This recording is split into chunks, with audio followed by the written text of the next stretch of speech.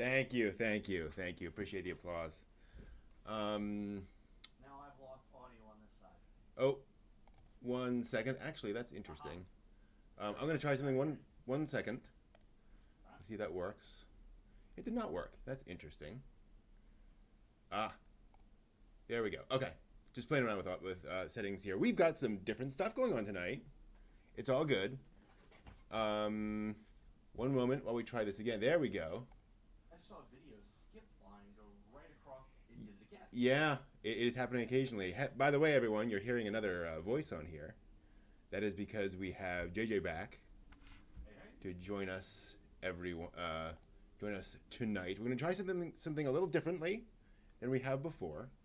Um, Sadly, we could not get the news items done ahead of time the way we normally do, so I'm not going to be running through a script. And so I thought, with JJ's indulgence, we're going to go through the news um, as a pair, effectively. So I'm going to sort of talk through the news, and if we have any comments, we'll sort of insert them as we're going through the news. Because like there's no script. We're running off script, everyone. We're just going crazy here. We're ad libbing. Oh We're exactly. God. Um, so yeah, so this is going to be interesting. We'll see how this goes. Oh, which reminds me, I need to do something else, but we'll get there. How is everyone doing this Saturday You need to add rum to that tea. night? I fortunately, and let me just get this switched over properly. I hope we can make this work. Aha, we might be able to make this work.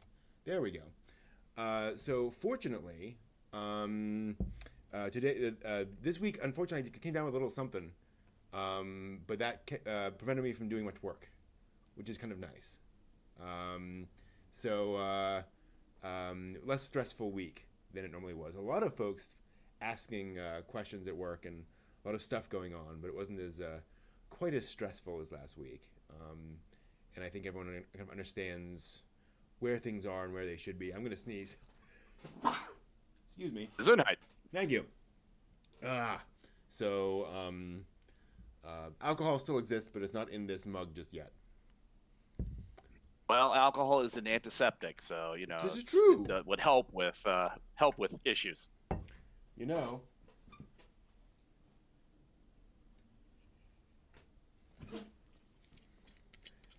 Um, Also had some fun this week. So on as some of you may know, I started doing cheesy anime watching parties on Friday nights with a select group of people. And last night we watched Ninja Scroll. The Nice. yeah, oh Ninja Scroll. Um, which it's funny. Like I had noted down on my anime list that I had watched it. I don't think I ever watched that. I mean, I'd seen bits and pieces, but I certainly don't remember 80% of what I saw yesterday. And that was an experience.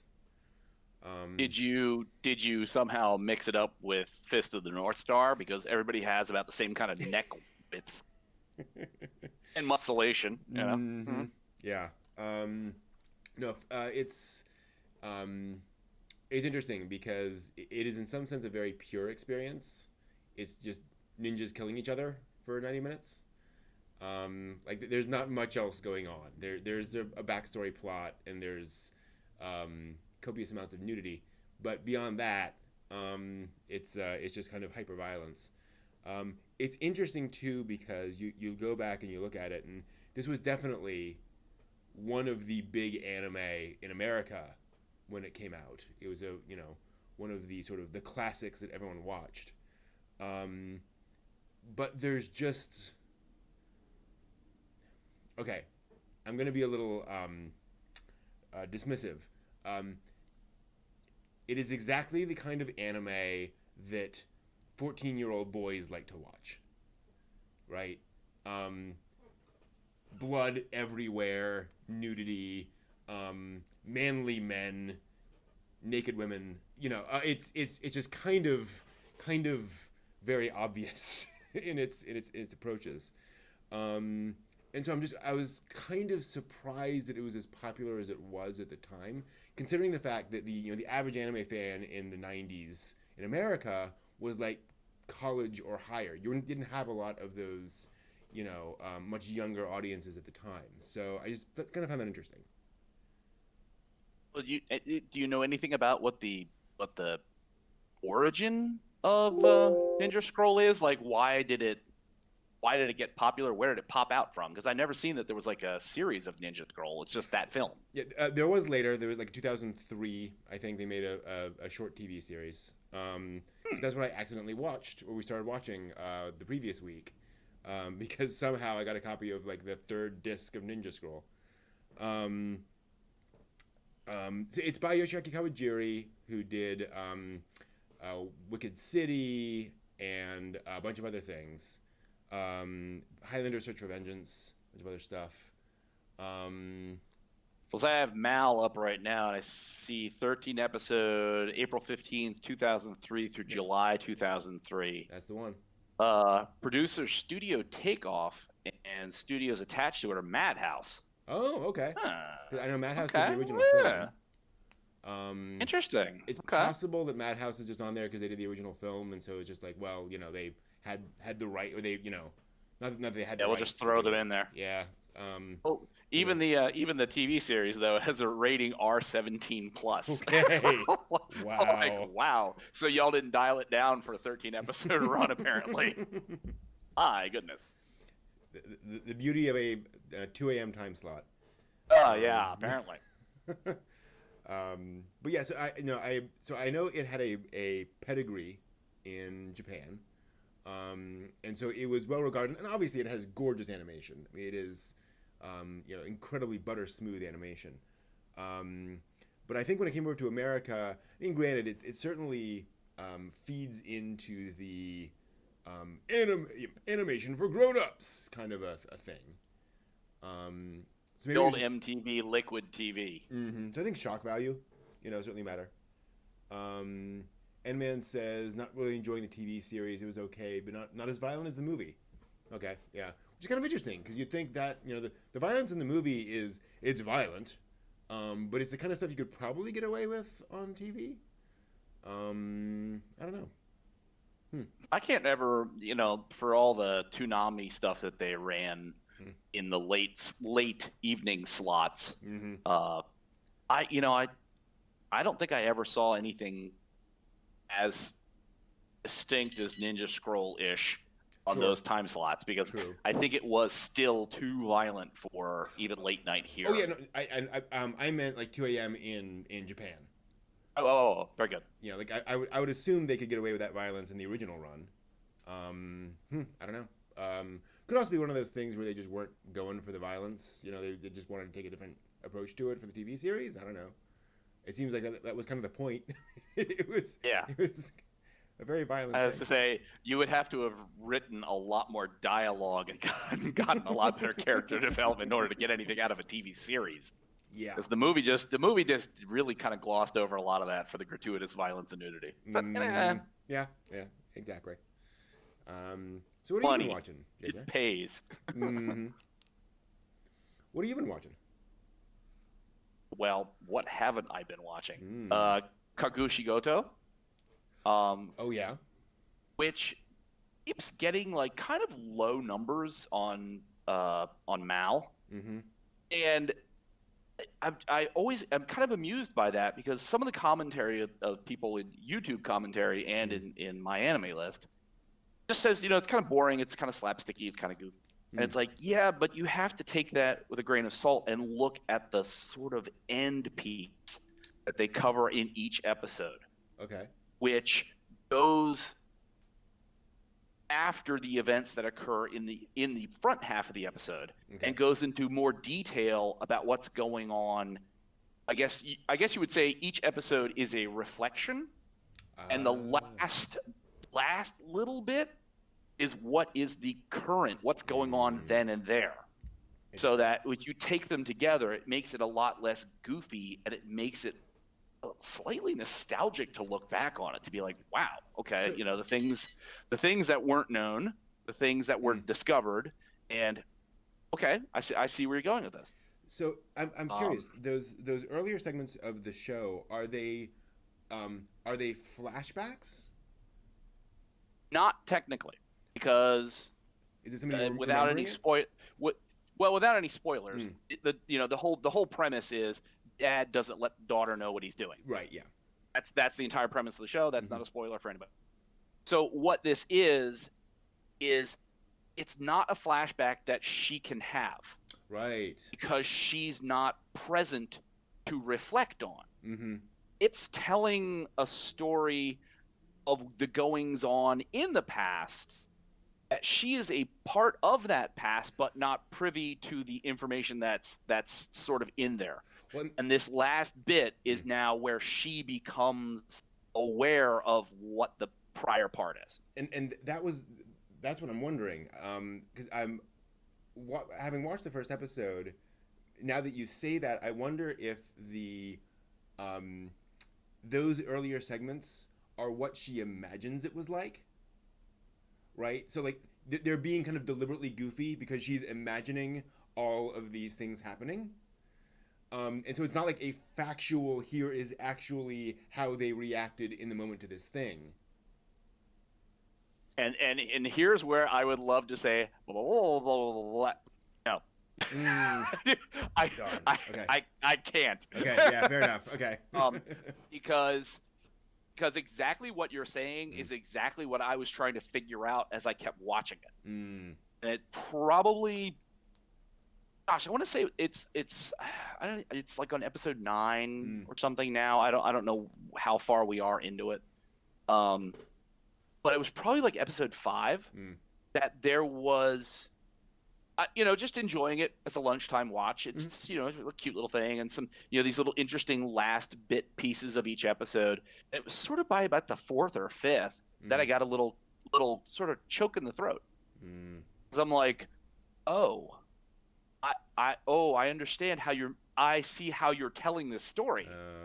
I get what you're doing. I get where this is going. Okay. And there's a lot of pieces of the puzzle that fall in about her sort of interacting with her father's past. Okay. And interesting. I can't. Sure. Yeah, I'll spoil it for you later if you want, but I'm not spoiling it for anybody else. Totally. So fair enough. And I like Sing Yesterday, by the way. Say again. Sing Yesterday. What is that? That is the cover art has like a bunch of people sitting on a bench, and there's a girl with dark hair and a crow. Oh yes, right. Okay. It is a genuinely gentle. Uh-oh. I just lost him. Hold on a moment. Please stand by. We're experiencing the same technical issues. Hold on. We just lost you. Okay, yes, I just blinked. Yep. Now where am I? We have no video. We'll get back to you in a second. To answer the questions in the chat room, There we go. I have not actually seen Welcome to the NHK all the way through, so I have not done a review for that reason. From what I've heard, I would definitely watch the Ninja Scroll movie before the TV series. And yeah, Ninja Resurrection is not. I understand Ninja Resurrection is not Ninja Scroll related. It has a character named Jubei as sort of a ninja, but it was very much hey, Ninja Scroll is popular. Let's put something ninja-like on the title and put it out there. And it was like, this isn't the same thing. They never do that. They never do cash grabs. Come on. No, inconceivable. I do not think you know it this way. So, Sing Yesterday. Yeah, I mean it's one of the it's not going to be a high action kind of like, oh, this is exciting, it's shonen kind of thing. But it's just got some very interesting. It's got such very interesting character interactions. The one comment I would probably say is I'm still waiting for better character background development. We're getting a lot of character interaction, and a lot of those interactions they're just very slowly dripping out some of the reasons why these interactions are funky, and we're getting on to the end of this season. So, what I mean, it's like you guys are either going to throw this down and give us the answer, or you're going to wrap this up and you're going to say, okay, we'll see you in 2 years. I don't know. I know when we were watching this at the beginning of the season, my friends and I were talking about how much it felt like a 90s era quieter anime, where the pacing was just very much, we know how long we have, we're going to fill up that space, we're going to be very deliberate about it. Yeah, and that's entirely how it goes the whole way through. Wow. There's not, I mean, okay, again, you could say, well, guys, we got 13 episodes, that's all we got to work with. So 12 and 13 is going to be a breakneck. We're going to explain everything that needs to be explained, and that's it. Then we're done. Then we'll, set the ship on fire, and it'll be Viking funeral. Or you could be Key the Metal Idol, where you just don't, and you do 2 movies to explain it all. Which I started Key yesterday. So. And yeah, it's on Crunchyroll. Oh, cool. So figure that for them. I don't know what was about Key the Metal Idol that got them to get it, but okay, they're on board. That's good. That's good. So far I'm through episode 1 and scratching my head about okay. So I don't understand who Grandpa really was, but I'm hoping I'm going to get that fleshed out. Right. I don't understand who Caretaker Guy is, but hopefully that's going to get fleshed out. All right. Chat, please indulge me for a moment, because this I will never get this opportunity again. What do you think Key is? Like Key the character, like the girl. Android comes to mind first. I don't know what biological functions she has, because I swear in that first episode she's eating. She's eating and drinking. Okay. So again, there's this is the suspension of disbelief that you could have something that's an inorganic, consuming organic material. So okay, that's fine.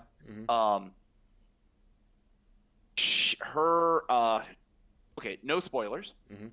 The things that she goes through in that first episode, starting off when she is younger, and to the point where at the end of episode 1 that she is more mature.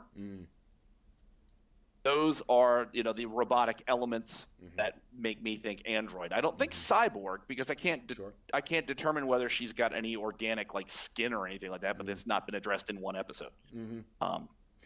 So the reason I ask is because, for those asking, in Key the Metal Idol, the main character is this girl named Key, who is presented, and it's set in a world in which android technology has advanced dramatically in like small out of the way fields. So it's not like ubiquitous, but there are certain people who've done great things with these technologies. And Key is presented as this android girl, but very quickly when she goes out and interacts with people and goes out in public, because she's had this very sheltered life, people don't believe she's an android. Because why would you, right? And the show does this very interesting job of presenting Key as being definitely not an ordinary girl. Yes, that is true. But kind of keeping you guessing as to exactly what she is and exactly, what her path was through life. And, like you were saying, android, cyborg, like where do we fit in all of this evidence as it goes along? So I'll be very curious to see, your opinions as the show presents more stuff to you. I don't think it's a spoiler alert to say that's something that they kind of keep open throughout the series, and they keep sort of exploring and providing different perspectives on that throughout the show. Well, I found in just 1 episode, looking at the time frame of the show, it's very interesting to think of like Clockwork Planet. And, you've got a girl who's clockwork, and that she's kind of slightly stilted emotionally. Sure.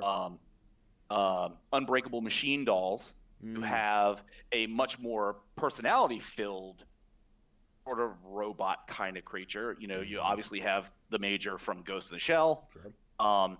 But it's always, I always find it very interesting. It made me think of Time of Eve. Yes.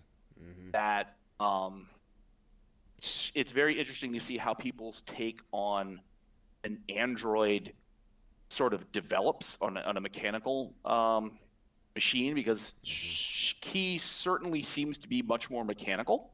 And certainly Time of Eve, they're indistinguishable, but for their data halos, Right. they are indistinguishable from both emotionally and physically. Beatless, Lacia from Beatless, she has an emotional emulator. Okay. She doesn't necessarily experience emotion, but she knows how to deliver messages and experience to the protagonist in a way that makes him question whether or not she has feelings for him, and that's a key part of what's going on in the background of the plot of the show. So it's just I always find this kind of thing interesting. Steel Angels, Kurumi. Oh yeah. Where you've got same kind of thing. You've got this mechanical being that's got, Steel Angels, you have like some more kind of alien magical something going on, but that's always interesting to see people's takes on that. Well, you look at the boomers from Bubblegum Crisis, where they are definitely created, and they don't have like wild emotions, but they could pass for a person.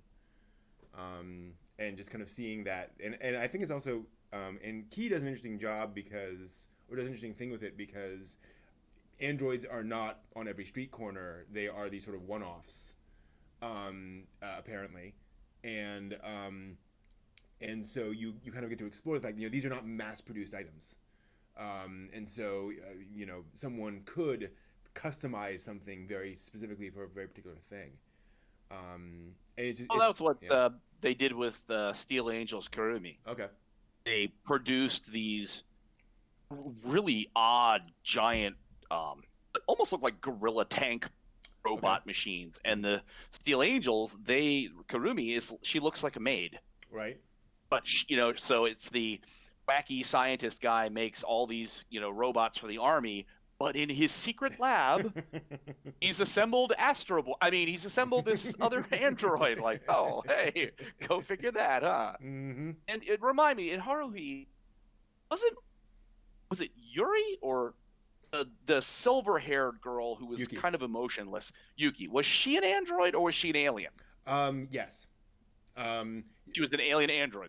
Well, she was a being manufactured by the Data Thought entity. So she was. It's implied that she is a biological construct, for lack of a better term. She's sort of woven together, and so she has skin and bones and so forth. But she is, artificially created. The Key's personality type reminded me of. Yes, very much so. Well, that very flat effect kind of thing. You go back to Rory in Nadesco, I think very much that as well. Yeah. If you've seen Nadesco, yeah. Yeah, that's interesting. I'll be very. Key the Metal Idol is a very much a love it or hate it kind of an anime, where folks either settle into its very deliberate pace, and its tone. It's a pretty joyless anime, frankly. But once you understand that, like, it's trying to be a little more serious, a little more, a little darker, a little different. Well, on an interesting note of that, if you can think of the first episode when you watched it, there's a certain part where Key sits up. Okay. After I don't know whether it's an upgrade or what, but she sits up. Crunchyroll just shows that straight through. Oh yeah. Okay. Interesting. Entirely straight through. No magical lights, no fog. I'm like, wow. Go Crunchyroll. You guys are okay. You're maturing in your presentations. Good for you. I would have thought you would have totally blasted that right off the map, but I'm surprised. So for those curious how to phrase this, there's a scene in which Key is getting an upgrade and she is young, and you don't need clothes on when you're being upgraded. Put it that way. And it's just kind of surprising. Yeah. Which, I mean, obviously, in so many of these things, the clarity of her being a robot android Mm-hmm. is very, very out there. So that I get these sort of like, no, we're not doing anything wrong. Right. She's not 12. She's actually an android. Yeah. Like, okay. Well, all you lolly fans, just get the hell out of here. And they did the same thing with LP Peru in. Well, no, they didn't really. Well, they kind of did.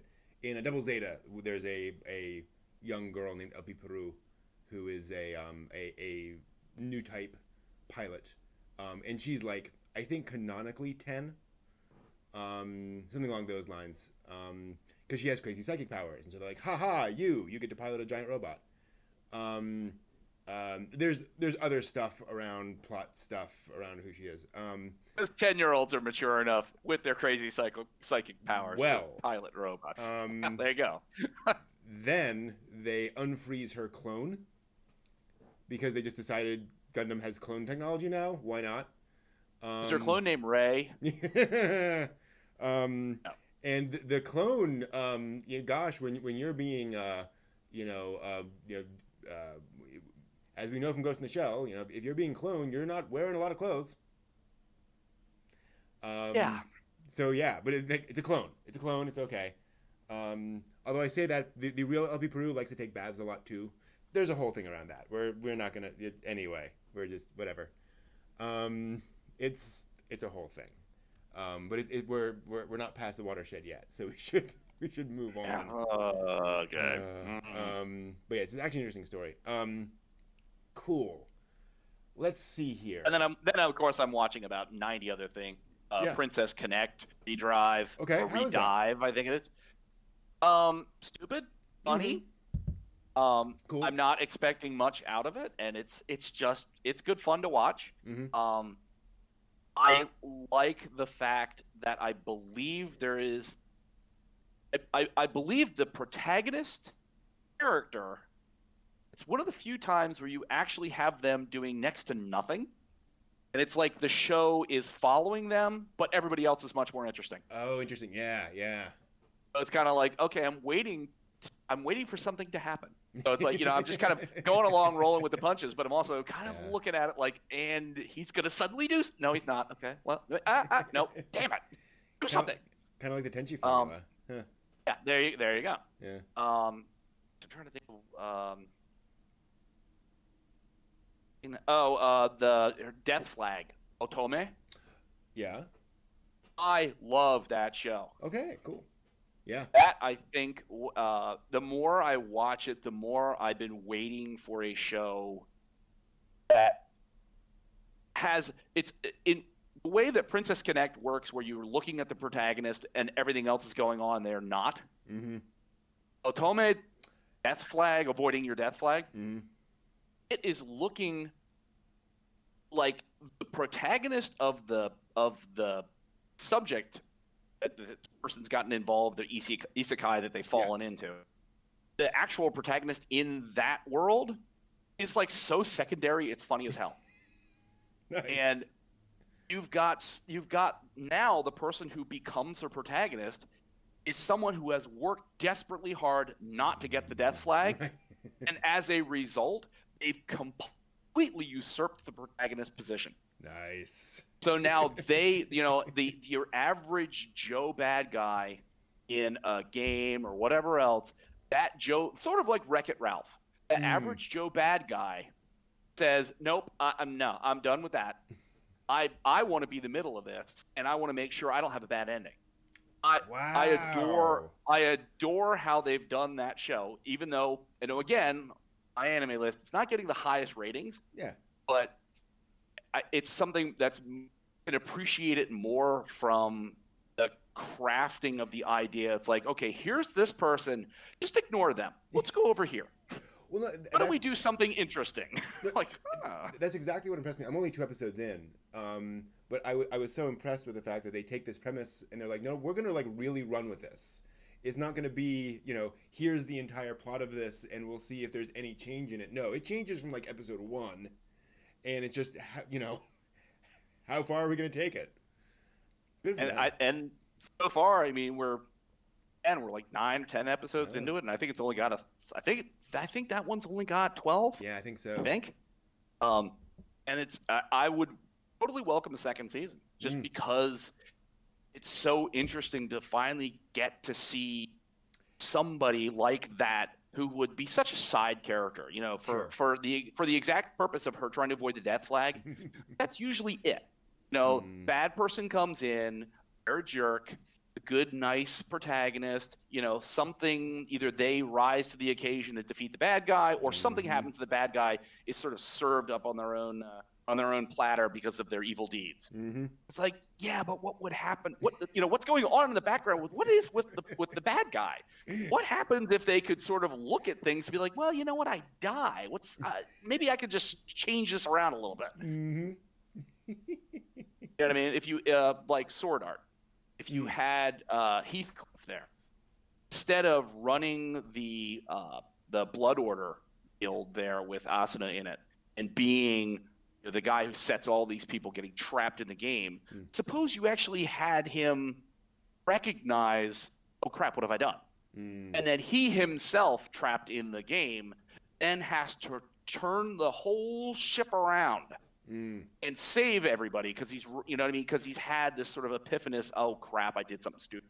I mean, it's like that. Those are interesting things. There's interesting things to see, the little light bulb go off, and then people sort of try and adjust to that. It's one of the things I loved about Dot Hack Sign, which is an odd thing to pull, but the fact that that is a show full of characters, of people. It's not good faction versus evil faction. It's not all this. It's like we're playing this game, and I hang out with these people, you hang out with these people, and we're trying to figure out what's going on, and everybody just has their own ways of doing that.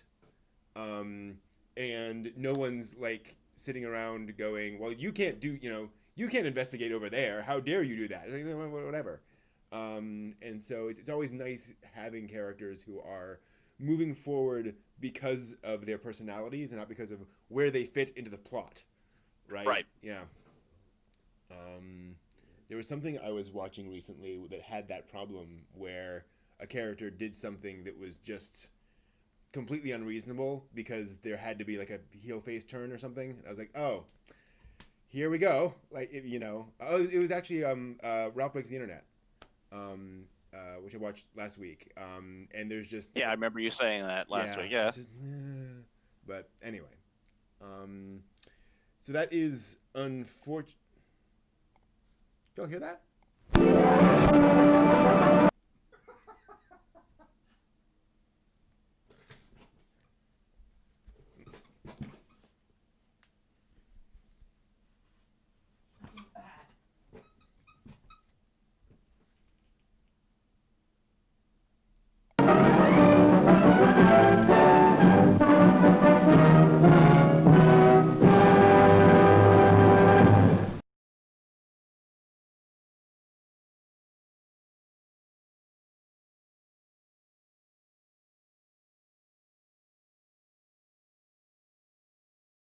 I just saw a notice from Kira that said RIP music. There it is.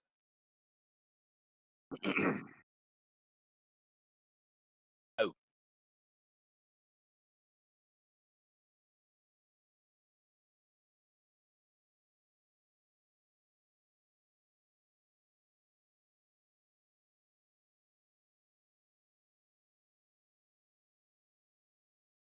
There's my hat. Not my music hat, but that's just a hat. Okay. Hold on. Okay. Can you hear me now? My audio was completely off for all of that. That's great. Wonderful. Okay. We just keep changing things around. We're getting this down. We're getting this going. Yeah, there we go. Okay. Audience is Banak. That's good.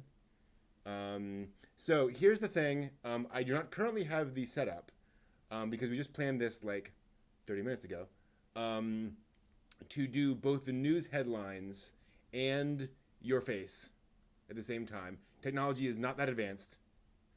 So what we're going to do is I'm going to pop up the news story and then we'll sort of switch back and forth between the news story, but we'll still be able to hear you, so we can still talk. But just FYI, your face is going to kind of move in and out as all that works. I get that a lot when I go into stores. Sir, your face, could it move in and out of the store, please? Aww.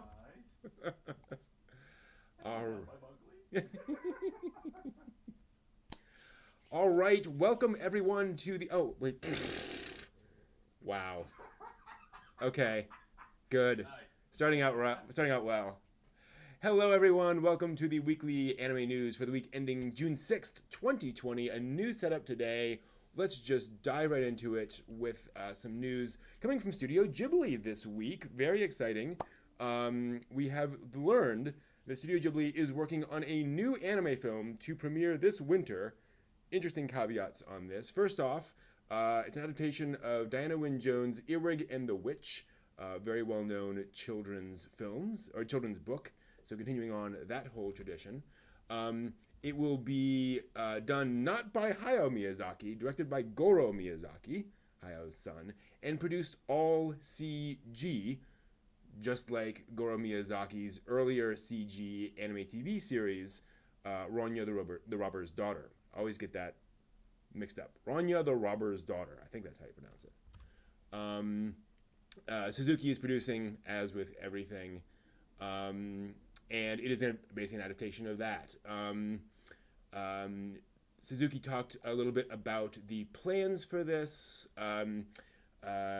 He said he was interesting to think about making a Ghibli-style movie post-COVID-19 and what that would be like if people would just feel differently about how people should behave after COVID-19. He also did this interesting thing where he compared Earwig to Pippi Longstocking. But you might wonder, why on earth would they do that? Well, because Hayao Miyazaki tried for the longest time to make an anime adaptation of Pippi Longstocking and got turned down. And it was one of the big disappointments of his early career.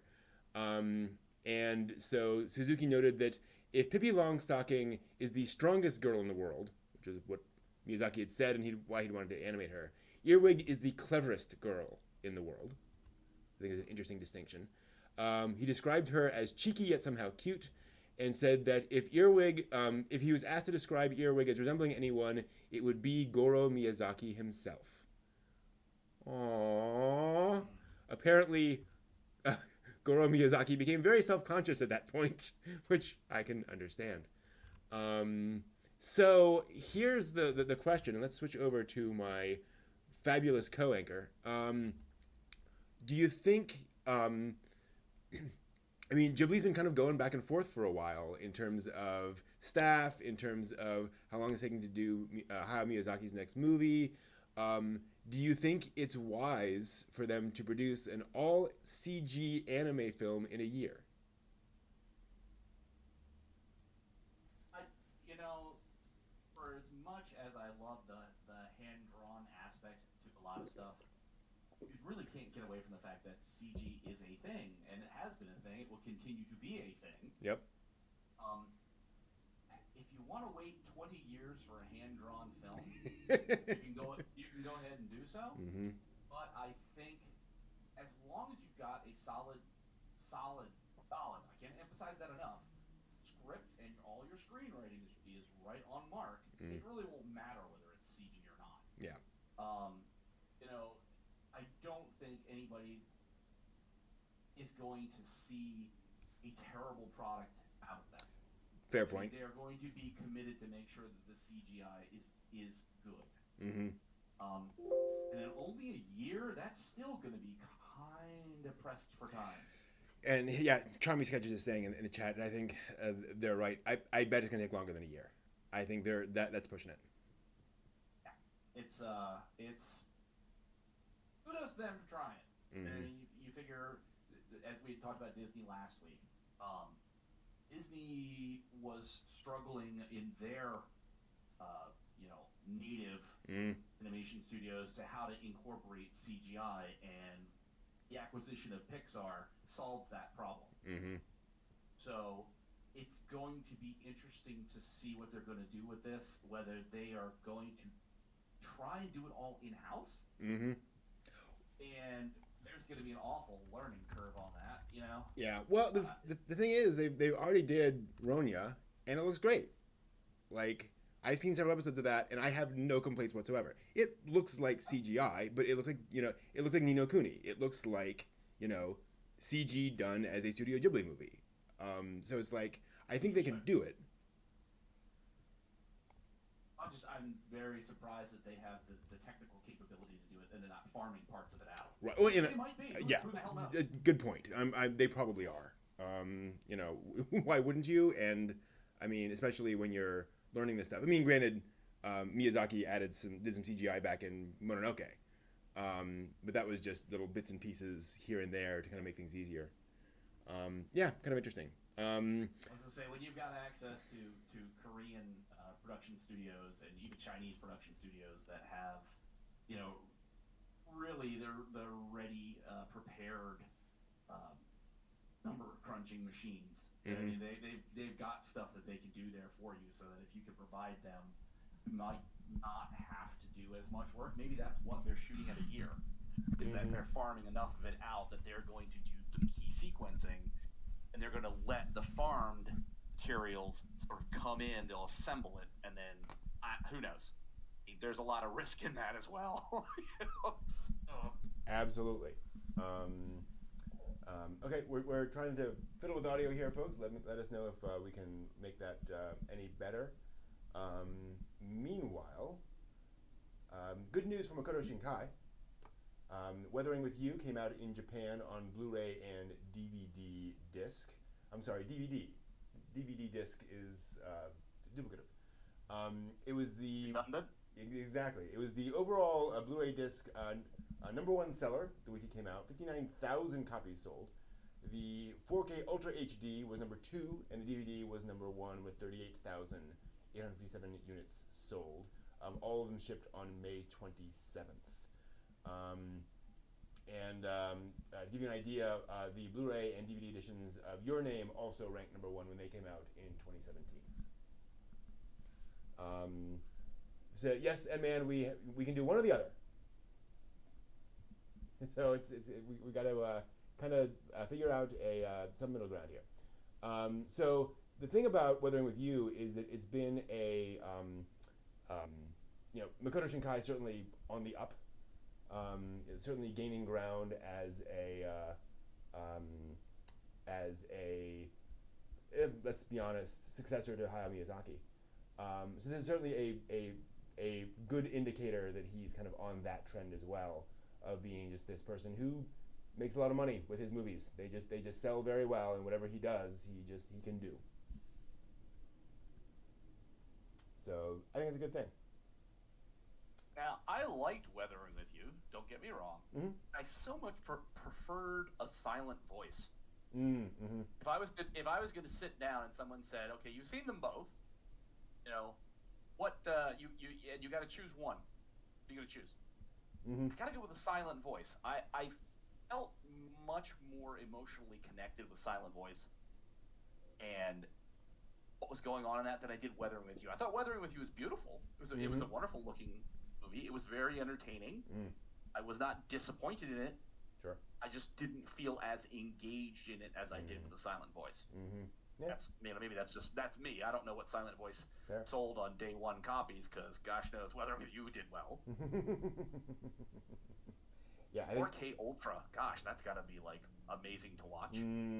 Yeah, especially a film like Weathering with You. All the intricacies of the rain. Gosh. Yeah. Moving on to some crowdfunding news. I always like to notice crowdfunding stuff. So crowdfunding for, I'm going to murder this, Sfinski by Robotti, I think, is a Finnish book. Sphinx or Robot is the English translation. This was released in Japan, apparently quite successful, and Anzu Kanye is a painter who is trying to raise about $91,000 equivalent in Japan, or at least in yen, to get an anime version of this made. Now, given those numbers, we're probably talking like a short film, right? Not 90 minutes. But here's hoping that does pretty well. Now, did you say 91,000 yen or 91,000 US dollars? 91,000 US dollars. Thank goodness, because 91,000 yen would be an incredibly short film. We're looking to produce 2 seconds of footage. Exactly. You got the opening credit and the end credit. Thank you. Mm-hmm. Yeah. So here's hoping. It only raised $2,000 as of today. So still time to get there, but here's hoping. Crowdfunding is definitely a big deal when it comes to the anime industry. It's a thing that could really help in a lot of ways, but still definitely an unproven process. It has not led to a flood of independent animated works crowdfunded. So we'll see. Now, what's the studio attached to this? There is no studio attached to this that I know of.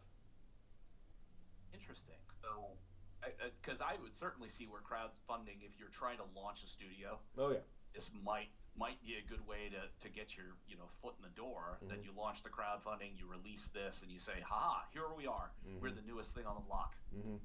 Yeah. So exactly. Moving on to some more sort of COVID-19 related stories, although not negative, thankfully. First, talking about how the Digimon Adventure series, this is the remake of the original Digimon series, has announced they're going to restart the series on June 7th. The idea is they had to go on a pause for, as a result of COVID-19. They'll be starting back up, and so they decided instead of starting back up in the middle, they're going to restart June 7th, and then by the time they catch up to their sort of production schedule, then the production schedule will be sort of caught up to them, and they can kind of move forward and continue on schedule. So I think it's kind of a smart way of dealing with all these production setbacks, of essentially saying, okay, we're just going to restart our season, in a sense, in June, and then just move forward at a regular pace. We also learned this week that Diary of Our Days of the Breakwater is doing the same thing in July. So July 7th, they're going to restart for episode 1, and then they'll just continue on do the rest of the series all the way through to the end over the course of the summer. So that is the plan there, which I got to admit, of all of the ways of handling it, I think that is a better way for fans, because fans can now go back in, remind themselves of the show, refamiliarize themselves, and then just get back onto a regular schedule. is the Digimon reboot? That's a absolute complete reboot. Same story, but remastered or actually entirely reanimated? Reanimated from scratch, new story elements. The first episode's plot is completely different. Looks like the same sort of villain, and obviously the same characters in Digimon and so forth. But it is a reboot. So it's Digimon for the new class of children who are going to buy Digimon stuff. Well, precisely. It is essentially, because Digimon has this weird thing where most of its fandom are folks who grew up watching Digimon. Weirdly, it's basically, how can we make something that will still appeal to that sort of hardcore fandom, but is also kind of more relevant, if you will, for modern kids. Something that is dealing with. I mean, the first episode, I don't think it's a spoiler to say, but first episode, Digimon get into the train network and threaten to derail a train. That Ty's mother and sister are on. So he has to very quickly resolve that problem. And so it's that kind of more relevant, not quite terrorism, but domestic problems with infrastructure, that kind of stuff, that you see more now than you did back then in terms of hacking, that kind of stuff. Is kind of okay. Hold. I swear I saw something where Ty, does he have a little brother? That's Matt. So Matt has a little brother. they're both on like laptops or something in one of the kids' rooms, and they're trying to chase down a Digimon that's doing something. Is that all part somewhere of this? That is in one of the movies. Yes. That is actually. Why do I have that? Why have I even seen that? Because we watched that during OnCon. Ah, thank you. Good. Hooray! I'm not losing my mind. So yeah. As much. And that was actually Ty and Izzy, another one of the kids. So just two peers. Okay. I was, because the more you were saying that, the more I'm thinking, like, why do I've seen this image in my head? Not the usual voices. What's going on here? Nice. Yeah, so very interesting to see where that goes. I'll be honest, as somebody who, I didn't grow up watching Digimon, but I definitely watched and enjoyed the show. I'm kind of tempted to go and watch this and see what they do with it, just out of curiosity. Sense of nostalgia. Yeah, exactly. And the nice thing is, it's not like pure nostalgia. It's also like, oh, they changed this, they changed that. Like, how are they reworking it? Who knows? Also worth mentioning, the upcoming Gundam Hathaway's Flash film did get delayed due to COVID-19. I did not see a specific date. New opening date will be announced once it is decided. So we don't have a name there or a date there. Bring that up just primarily because Hathaway's Flash was a very well-known Gundam novel, and has been one of those things where Gundam fans for a long time have said they should totally make an anime out of this, and they finally did, and now it's getting delayed. So it's kind of like that was unfortunate that we had the delay on that. So it'll come out. I mean, they're pushing that. It's a big deal.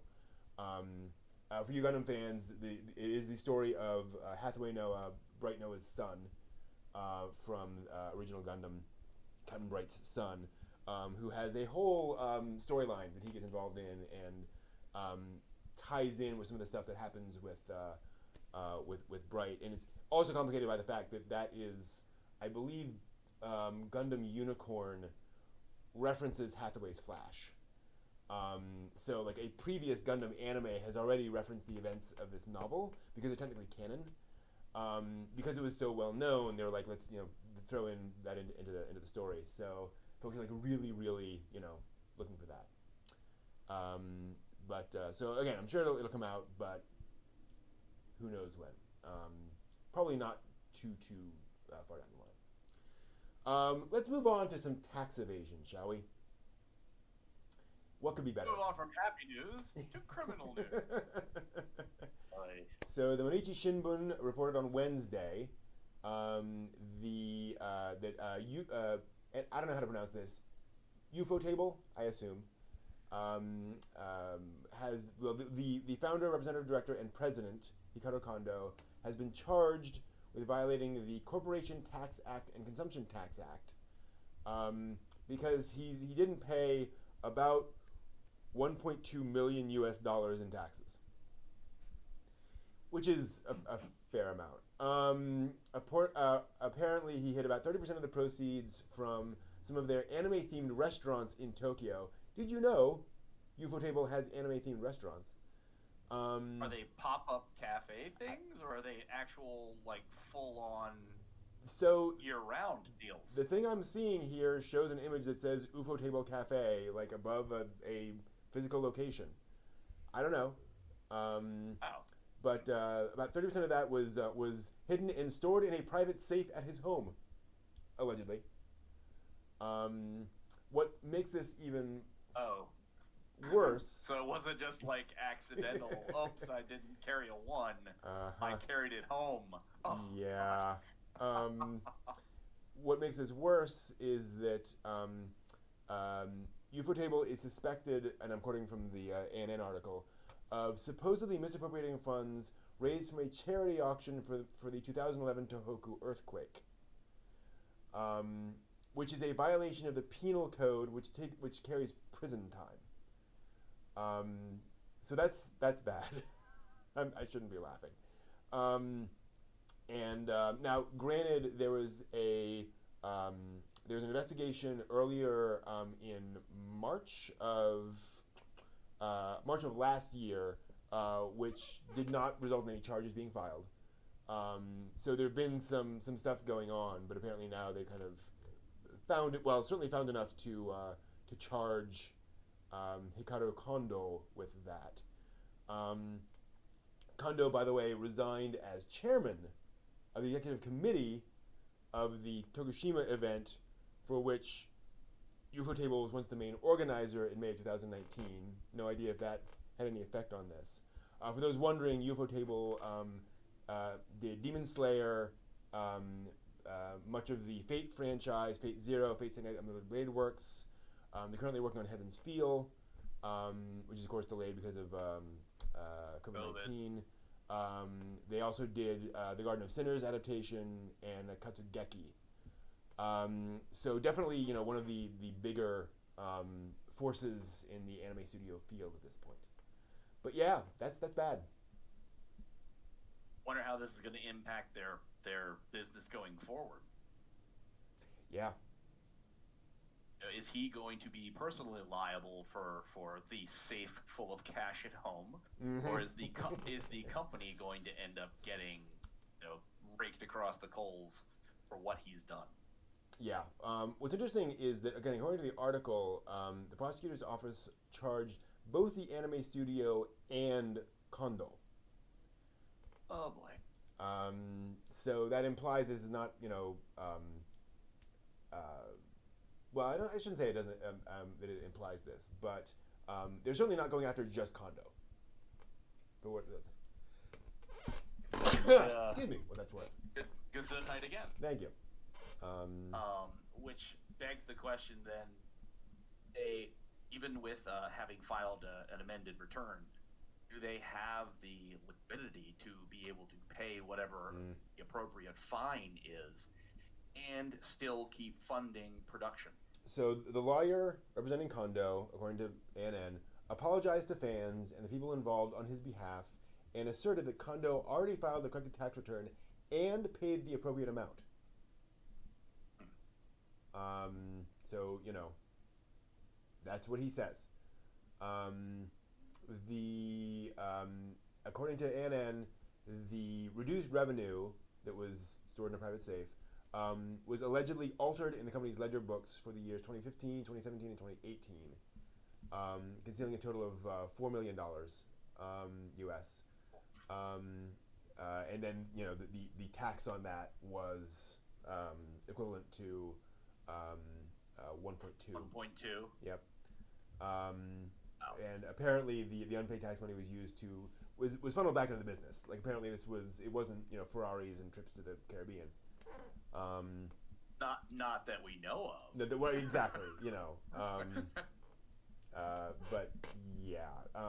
So it's interesting because I think, for a number of reasons, one being that I think the anime industry and anime studios in particular are not seen as being the kinds of companies that do this, right? We think of anime studios, I think, generally as scrappy little companies made of folks who are passionate about the anime industry and just want to make the anime, and they may not be very good at business, but that's because they're not really paying attention. So when we get a story of somebody, like, again, allegedly, but when the story reports on somebody like deliberately carrying money home, that just really, there's some cognitive dissonance there, I think, for me and other people. Oh, when every anime shows that anime studios are constantly under the gun, they have no money. When you talk about Tezuka and how you can produce something on a shoestring budget, now everybody's hamstrung by that low budget number. The idea that somebody would have money, actual money, more than like a couple of dollars to take somewhere to put in a safe is amazing. Yeah, exactly. Like, wow, you guys are doing something right. How'd you do it? Yeah, and that could be it, where they're basically saying, look, we can, how do we stay in business? This is how. And the other problem is this comes after Hideaki Anno's accusations against the former president of Gainax, and all of the financial issues there. So yeah, kind of unfortunate that we hear that not everyone handles finances well. I wonder if this means now the Japanese taxing ministry is going to start looking around a little bit more at what's going on. How exactly is that theme park being funded there? Hi, Al. How's that happening? Where's that money coming from precisely? Yeah. Well, it's kind of funny. I mean, with the whole thing about Cool Japan and, anime being such an important cultural export for Japan, I wonder if now there are more eyes on it, and there are more folks saying, so how are you running that business? I wonder. Yeah. Well, any taxing authority is going to want their share, like always. Totally. So if this shows them anything, it's thanks, Ufotable, whatever the hell it is. Thank you for spoiling the ride for all of us. Yeah. We're going to be under the gun. Exactly. So let's move on to some happier news. The idol group Valkyrie within Macross Delta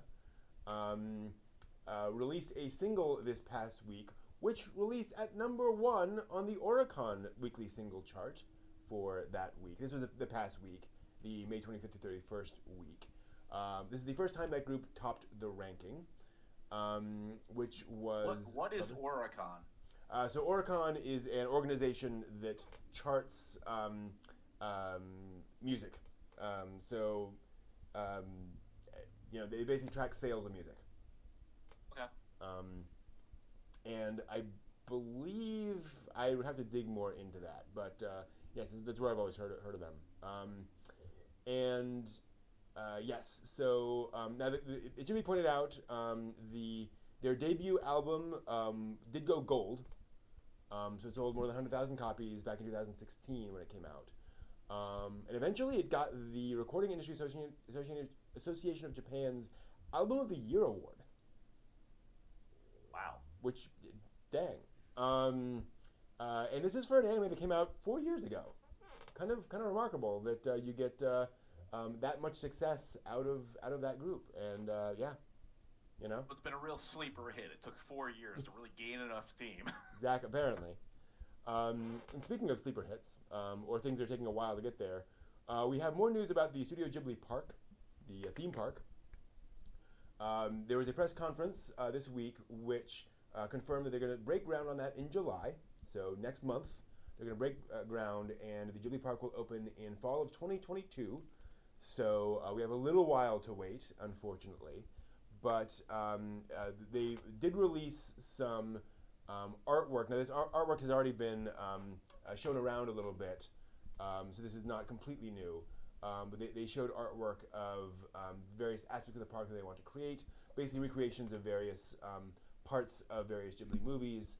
There's going to be a recreation of a sort of European village area. There'll be a Princess Mononoke park with a rideable boar demon, because who doesn't want that? I just want to go to the buffet where all you can eat, so that just like Spirited Away, I can go from a person to a pig. Exactly. Yeah, I wonder if they'll recreate that. That would be hilarious. Anytime you've ever been to a buffet, it happens every day. Yeah, well, this is true.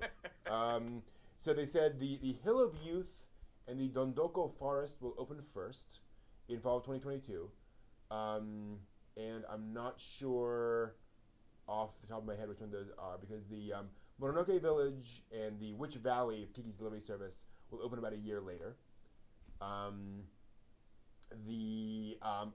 So the Hill of Youth and the Dondoko Forest is My Neighbor Totoro, so they'll have the Totoro area, and then Hill of Youth again. I'm not sure what that would be. If Kiki and Mononoke are later, what would Hill of Youth be? Spirited Away? I mean, it's no, it's Howl's Moving Castle. Ponyo. It's Howl's. Howl's Moving Castle. Okay. Yeah, because they show a little thing here. In fact, Ponyo is going to come in with the water ride. Yeah, there's Howl's Castle right there. So that only makes sense. So I wonder if it's going to like rock back and forth, or actually like some kind of movement element to it. I mean, is it just going to be static and sit there? Yeah, I'm sure it's one of those things where they're like, let's try to make it move, and if not, oh well. Just put it on rails and have it revolve around the park once every, that'd be 3 awesome. hours. Hey, look, there it goes again. They project 1 million people annually will visit the first 3 areas to open, and then 1.8 million once all of it is open a year later. And they're adding 1,500 parking spaces around it to accommodate all of those people, which I'm sure Miyazaki is thrilled by. But what can you do? So yeah, that is the Ghibli Park moving forward, which is always good to see. It'll be interesting to see what the returnability to it is. Yeah. You have people that go to Disneyland, Disney World, they return year after year because it's not necessarily the rides themselves, it's the sort of entirely incorporated experience. Mm-hmm. So, given all these movies, I would think you would have people that would be really sentimental about it. Yeah. But, I've seen Howl's Moving Castle once. I've seen Kiki's Delivery Service once. I've seen Spirited Away once. They were great, but the returnability to that franchise is just saying. Kids. I think kids will want to go back every single weekend. Because kids like doing the same thing over and over and over again. And so I think they'll bring their parents back, and that will make that happen. And then hopefully that will to the point that their parents will freak out. Exactly. But hopefully then that'll create nostalgia. Those kids that want to go back when they're older and so forth and so on. And I'm sure that the park will expand. Now they actually showed aerial footage of the spot where they're gonna make the park, and it does not look like there's a lot of empty space around. This is not like Disneyland or Disney World where they're like, let's just buy up half the state of Florida for Disney World. Right. So that's going to be kind of a limiter, I'm sure. On the other hand, I suspect they would not have a problem getting people to agree to sell their land to them for more space for a Ghibli park. That would probably work pretty well. All right, that is all the news for this week. Thank you all so much for watching. See you next week. That was that. Nice. Oh, now I can take my sweaty hat off. Gosh. Nah. The line. You got the line again. Yep. It's back every time.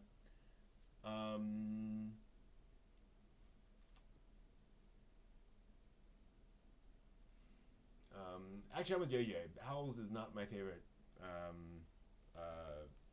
Miyazaki film, personally. It's lovely. Like, I have nothing against it. It just doesn't speak to me the way some of his other films do. That's one of the things about Miyazaki is people have very strong, not just strong opinions, but his movies hit different people in very different ways. There's very little agreement on that. Folks will be like, oh my gosh, Totoro is my favorite Miyazaki film. Others are like, take it or leave it.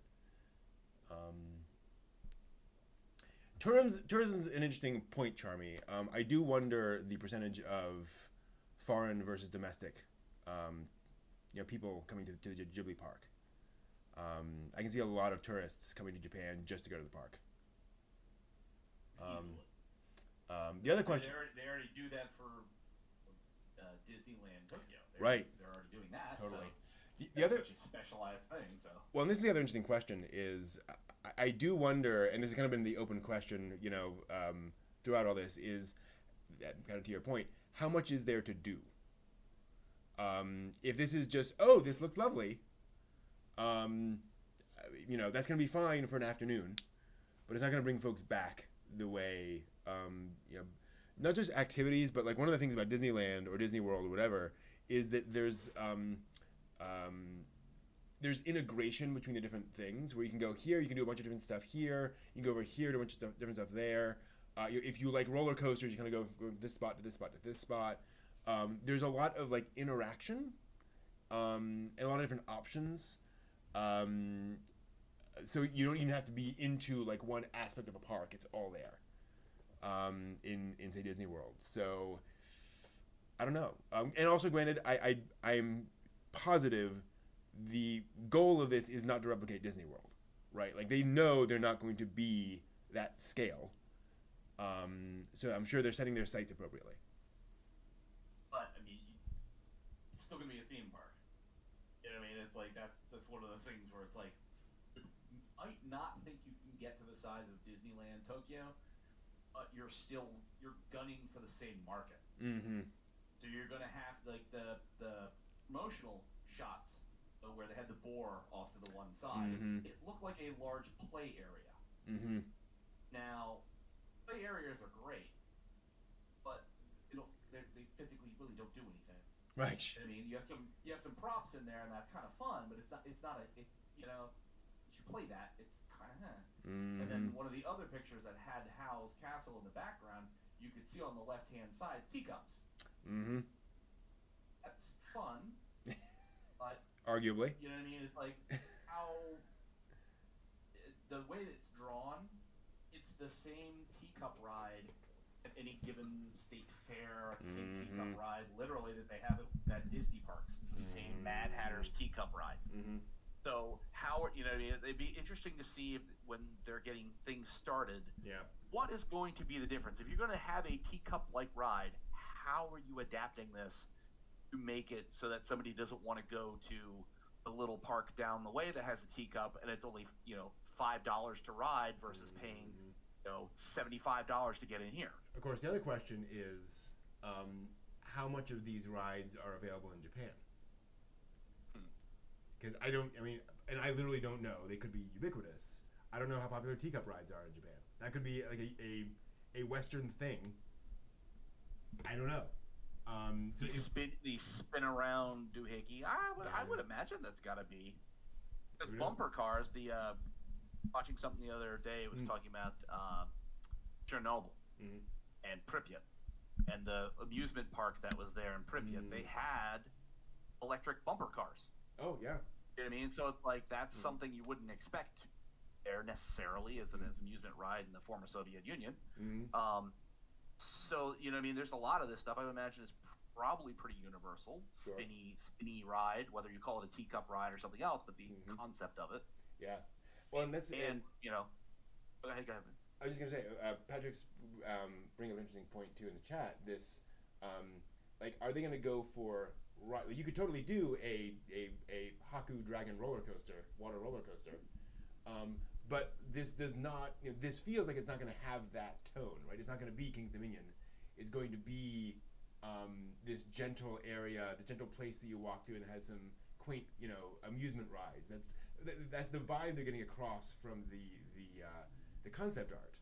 So there's a lot you could do with the concepts, but I just wonder what their tone they're going to go with for the park. Again, if it's too pastoral, I just don't. I'm biting my tongue. Let's just put it that way. I want this to be a success, and I want me to somehow win the lottery so I can go see it. Right. Yeah. But if you're gonna do something like what was it, Tivoli Gardens in Europe that Walt Disney had visited. That sort of gave him the idea about what a family park would look like. That kind of concept where it had some cute little things to do, but for the most part it was about strolling and about spending time together as a family. And it's like that would be interesting to try and bring that concept back as a park. Yeah. Because it really is not something that's been done in the last 50 years. You know what I mean?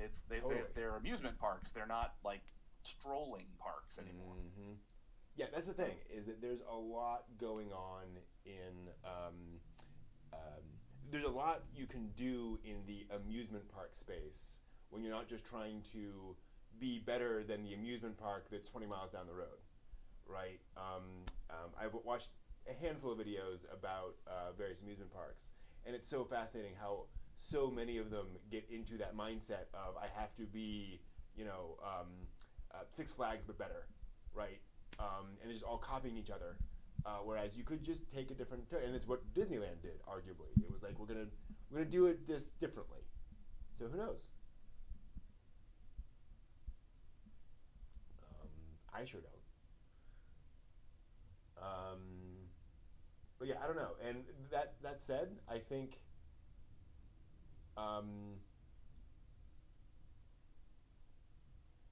I doubt it will fail.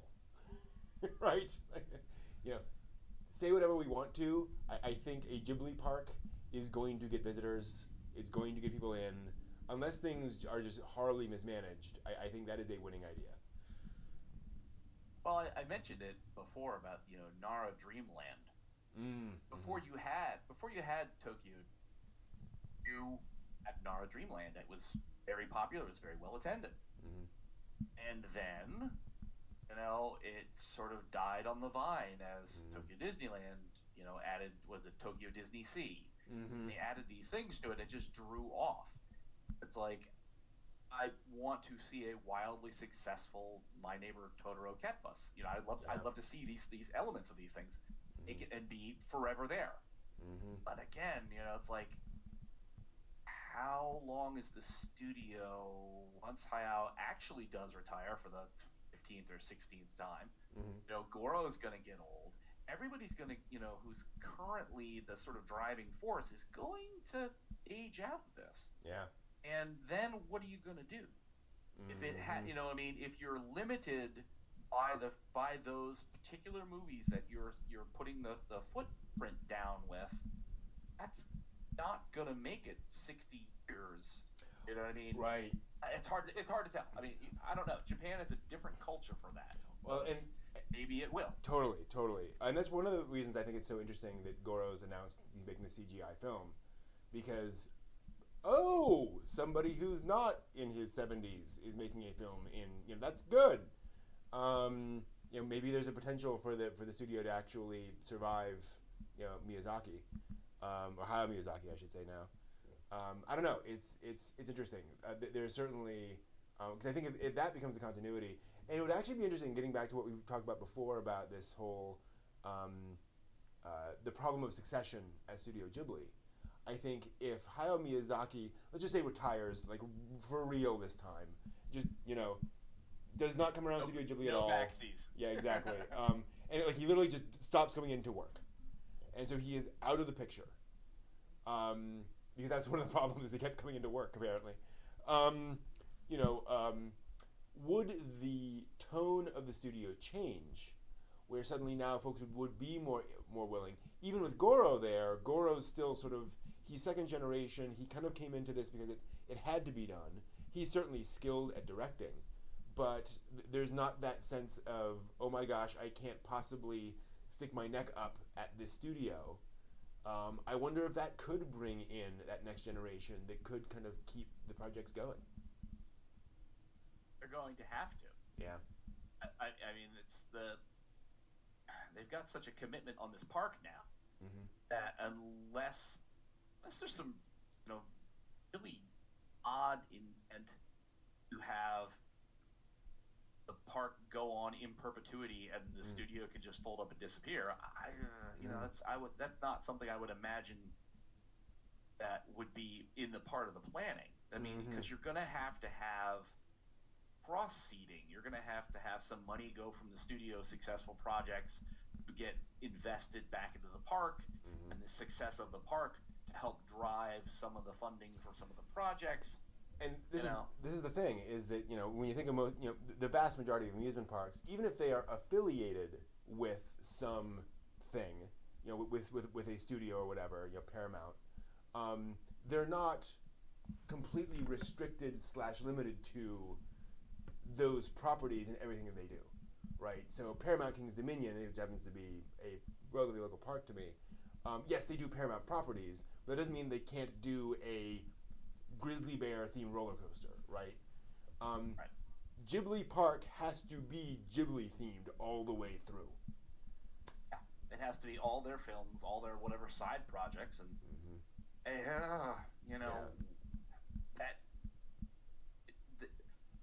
going back to the comment I had last week about the Dark Cauldron walkthrough walkthrough experience. Yeah. Dark Cauldron was not a good film. I mean, it was an interesting concept. But it was not in my opinion, personal opinion. Sure. Don't flame me.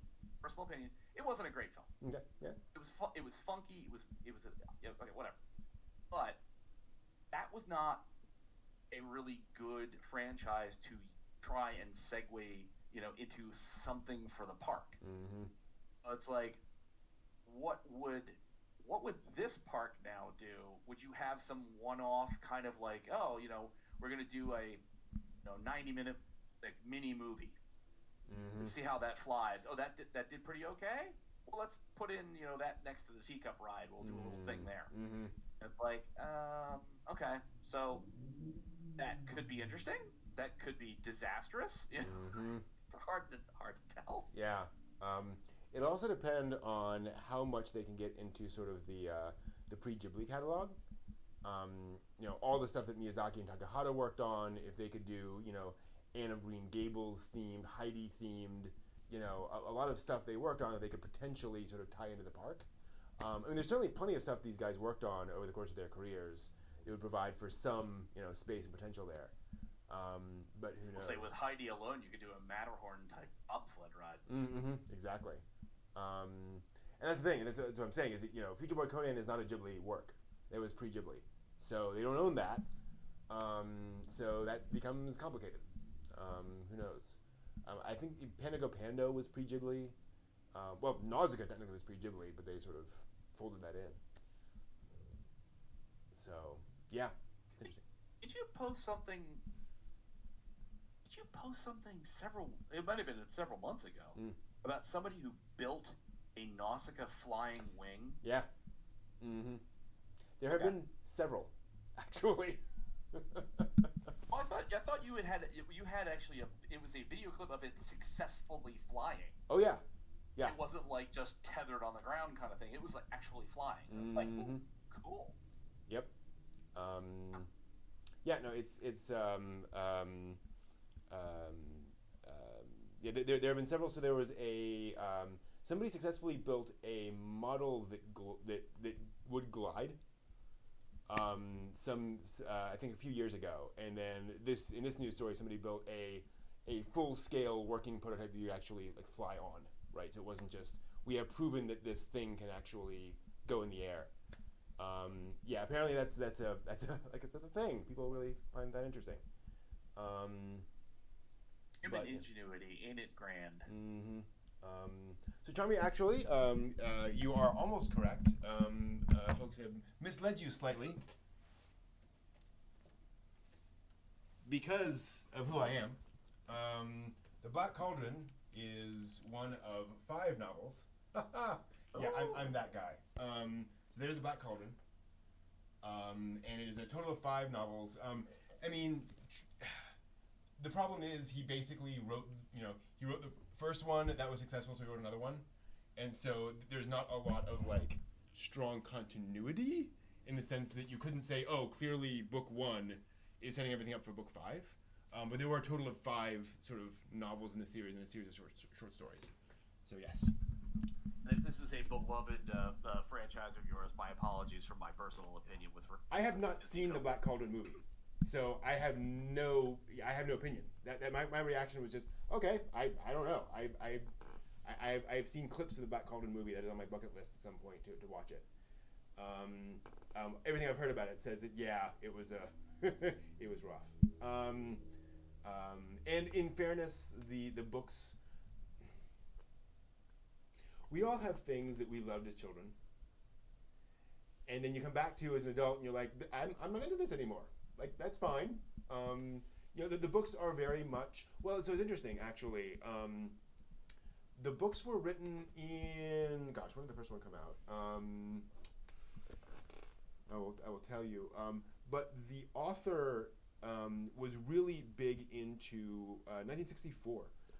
Welsh myth and traditional British myth as well. And so what he wanted to do was to do sort of epic fantasy in the more grounded world of like traditional Irish myth and Welsh myth and so forth. I think it was Welsh myth he was familiar with. Anyway, so this is much more based on a much more this was a very intentional sort of callback to traditional fairy tales, traditional stuff. At a time when a lot of fantasy was either Tolkien or Conan, basically. So it was this deliberate kind of approach to storytelling. And it's one of the reasons why apparently it kind of caught the attention of the Disney animators to say, hey, this is kind of okay. The thing about animation is you don't want to get too weird because it's hard to animate things you're not familiar with, right? If you don't know how to draw a horse, it's hard to animate a horse. So the advantage of a more grounded fantasy like Black Cauldron is it's a little easier to draw, as opposed to something where you're trying to draw whatever the hell Shelob would look like, right? And all of these these things in Lord of the Rings, which are a lot harder to represent, which is why the Ralph Bakshi Lord of the Rings movies are what they are. And I was waiting because I was about to jump in and say, okay, let's talk about Wizards by Ralph Bakshi. Want to go with that one? Oh yeah. Oh boy. Those are things. Yes, they are. And don't get me wrong, I am consistently impressed by Wizards in the sense that it was a post-apocalyptic future fantasy fully animated film made independently in the 70s. Like that was an accomplishment. Bakshi managed to do a lot with a little. And it was very much a statement. It is this, it's very much, an anti-Semitic statement and all these various things, anti-war, and that is a hard movie to watch a lot of the times because of just how it's animated. Oh, I think given its time frame and its thematic elements. Sorry. Continue. I'm sorry. Continue. You all right? I'm all right. YouTube filtered out something that you cannot see in the chat down there, which I'm going to have to just tell you because you're not going to see it on the bottom probably. As we're mentioning Wizards, Patrick said, and we're over the watershed, so I can say this: elf prostitutes for the win. Nice. Because that's a thing in Wizards. Since we are past 10, I was going to say Wizards always gave me the sense that there were certain mind-altering aspects that probably would assist in viewing, and probably was somewhat the intent during its creation. Mm-hmm. Yeah. If not the ingestion during its creation. Yeah. Fritz the Cat, That's anyone? That was about to go with Fritz the Cat as well. Yeah.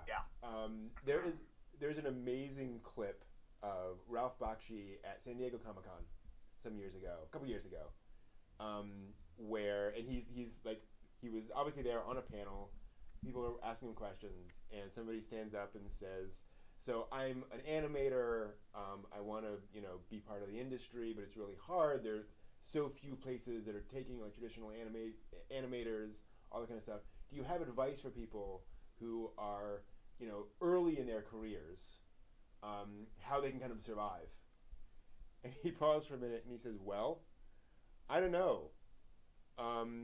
When I got started, we were making movies using $100,000 pieces of equipment and just finding ways to do it. And it seems to me that you guys can just grab a garage and start drawing and scan that into a computer, and using like a $2,000 piece of equipment sitting in a corner, you can like scan, color, assemble the edits, edit it, add the music, do all that stuff, put everything together for a tenth of what it would cost me to make a movie like 20 years ago. Why don't you just do that?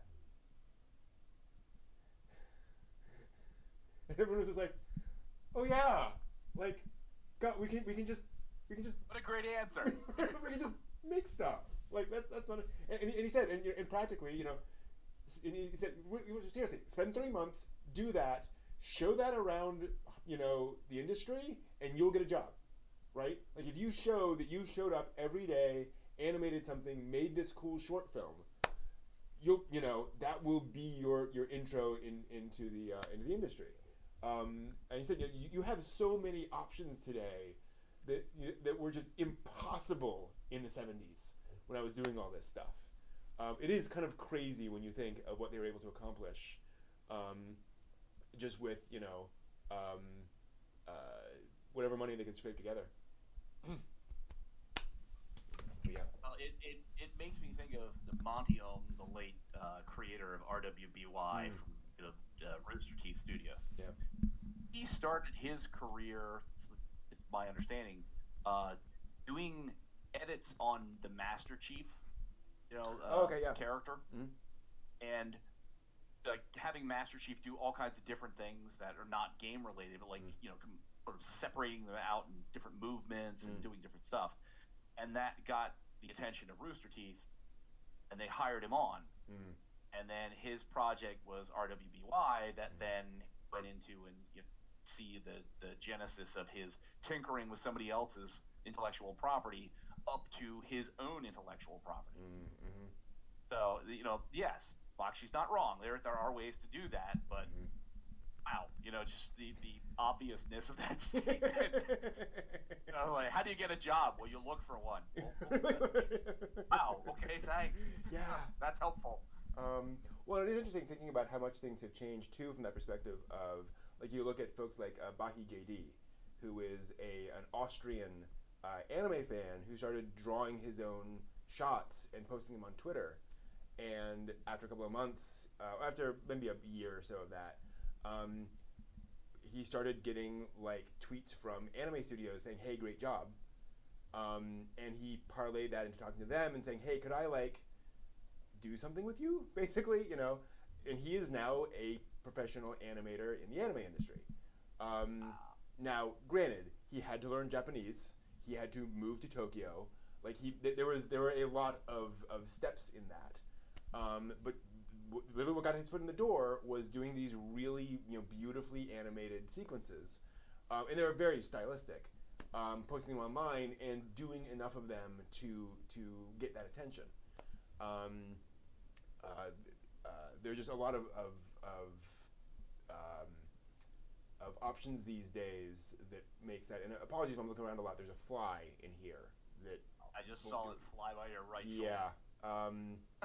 But yeah, it's interesting. I think there's a lot of.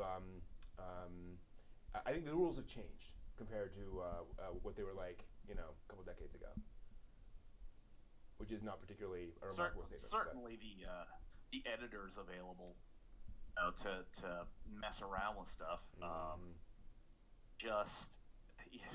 YouTube. Hello, we're over here on YouTube.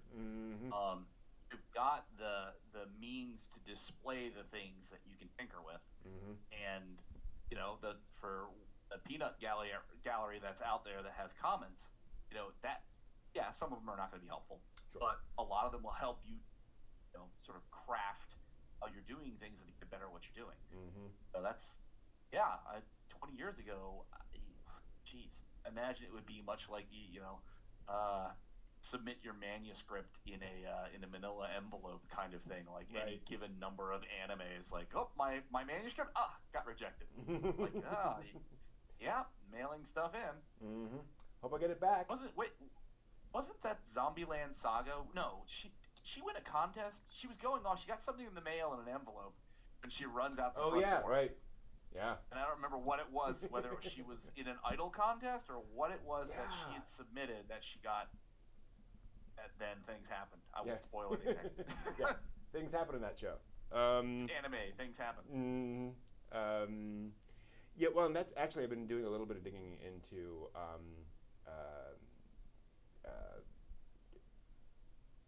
Japanese sort of idol culture. And realizing just how big the sort of televised idol competition thing has been in Japan since I think the 80s. They've been doing those, where they will televise a multi-episode thing where they are looking for the next member of Morning Musume or whatever, and all the girls who are coming in and all that. And the thing is, like, it's not audience participation. You're watching the process of selecting the girl, and then eventually it getting revealed. Now, in your digging, have you found any like cross references to? Because what comes to mind when you say the '80s idol stuff is Star Search. Right.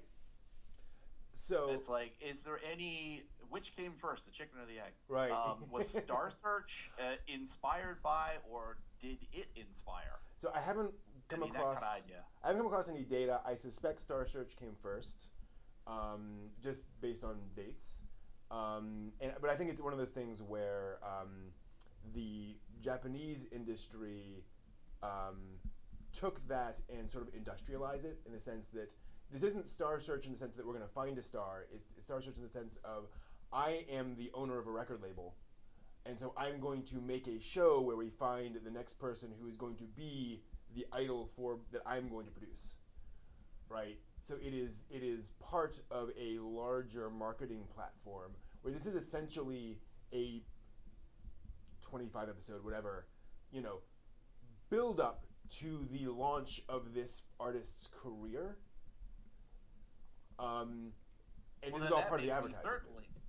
That certainly makes me wonder about. Do you remember the show Making the Band? It was in the late '90s. It was about the creation of a boy band called O-Town. Okay. Out of Orlando. And it was Ron Perlman, who was also associated with NSYNC. And that was their thing.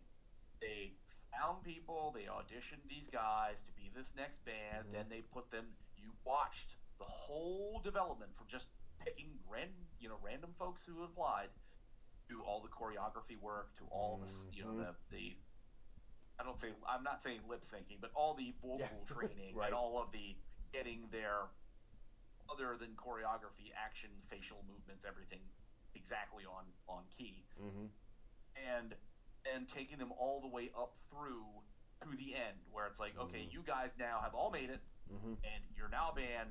Go sing. Yep. And it's like that. The Monkees was a much funnier show that didn't show you what happened to get the Monkees, but it's like Making the Band was how you got to make the Monkees, just sort of reversed. You had the Monkees first, and then Making the Band explained to you kind of how you put that together to end up with the Monkees. Yep. So these are interesting things. Yeah. And this was a common televised event. Like, you would have all these people, and then I think Morning Musume was the one that really busted it open because they just did this constantly, and one of the weirdest things I've ever seen, and that's saying a lot. Well, not weirdest, but okay.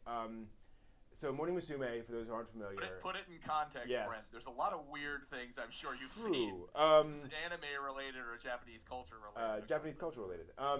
So anyway,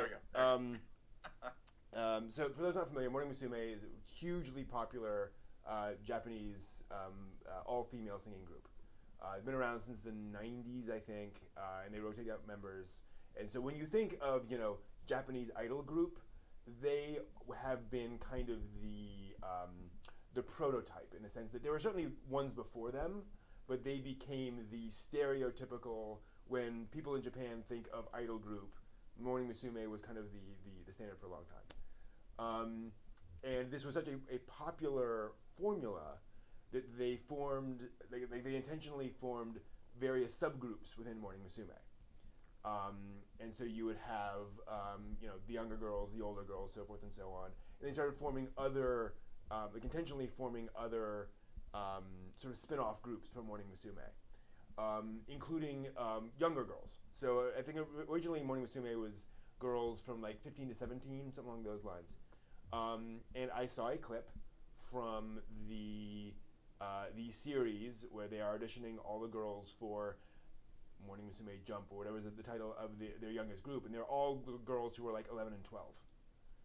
And there is a clip of these 11 and 12-year-old girls all dressed up in idol outfits, all stressing the heck out about whether they're going to make it in this incredibly competitive industry, and trying to dance and learn all these various things at that age. And it was kind of profoundly disturbing because you just see them trying to process all of this and trying to live up to these standards. They're hard for adults. to learn all the steps, to work as a team, all these various things. And it is a pressure cooker, and it is designed to be a pressure cooker. Did you ever see any of the? It was toddlers and tiaras. And that's the thing. Whatever. Right. Whatever the Jean Benet Ramsey thing was. Yeah. Like where they're not even. Oh, totally. They're like little tiny children. And what got me about this is that toddlers and tiaras, they're going on to this competition. They're being signed to like multi-year contracts for this, right? Like this is for them to be an idol group that will go out and perform and do all this stuff. It is essentially a job that they are auditioning for. So it's just real. And again, I say this because the Japanese idol industry is well known for being a pressure cooker that brings innocent young girls in and spits them out a few years later. So it's there are systemic problems with that industry.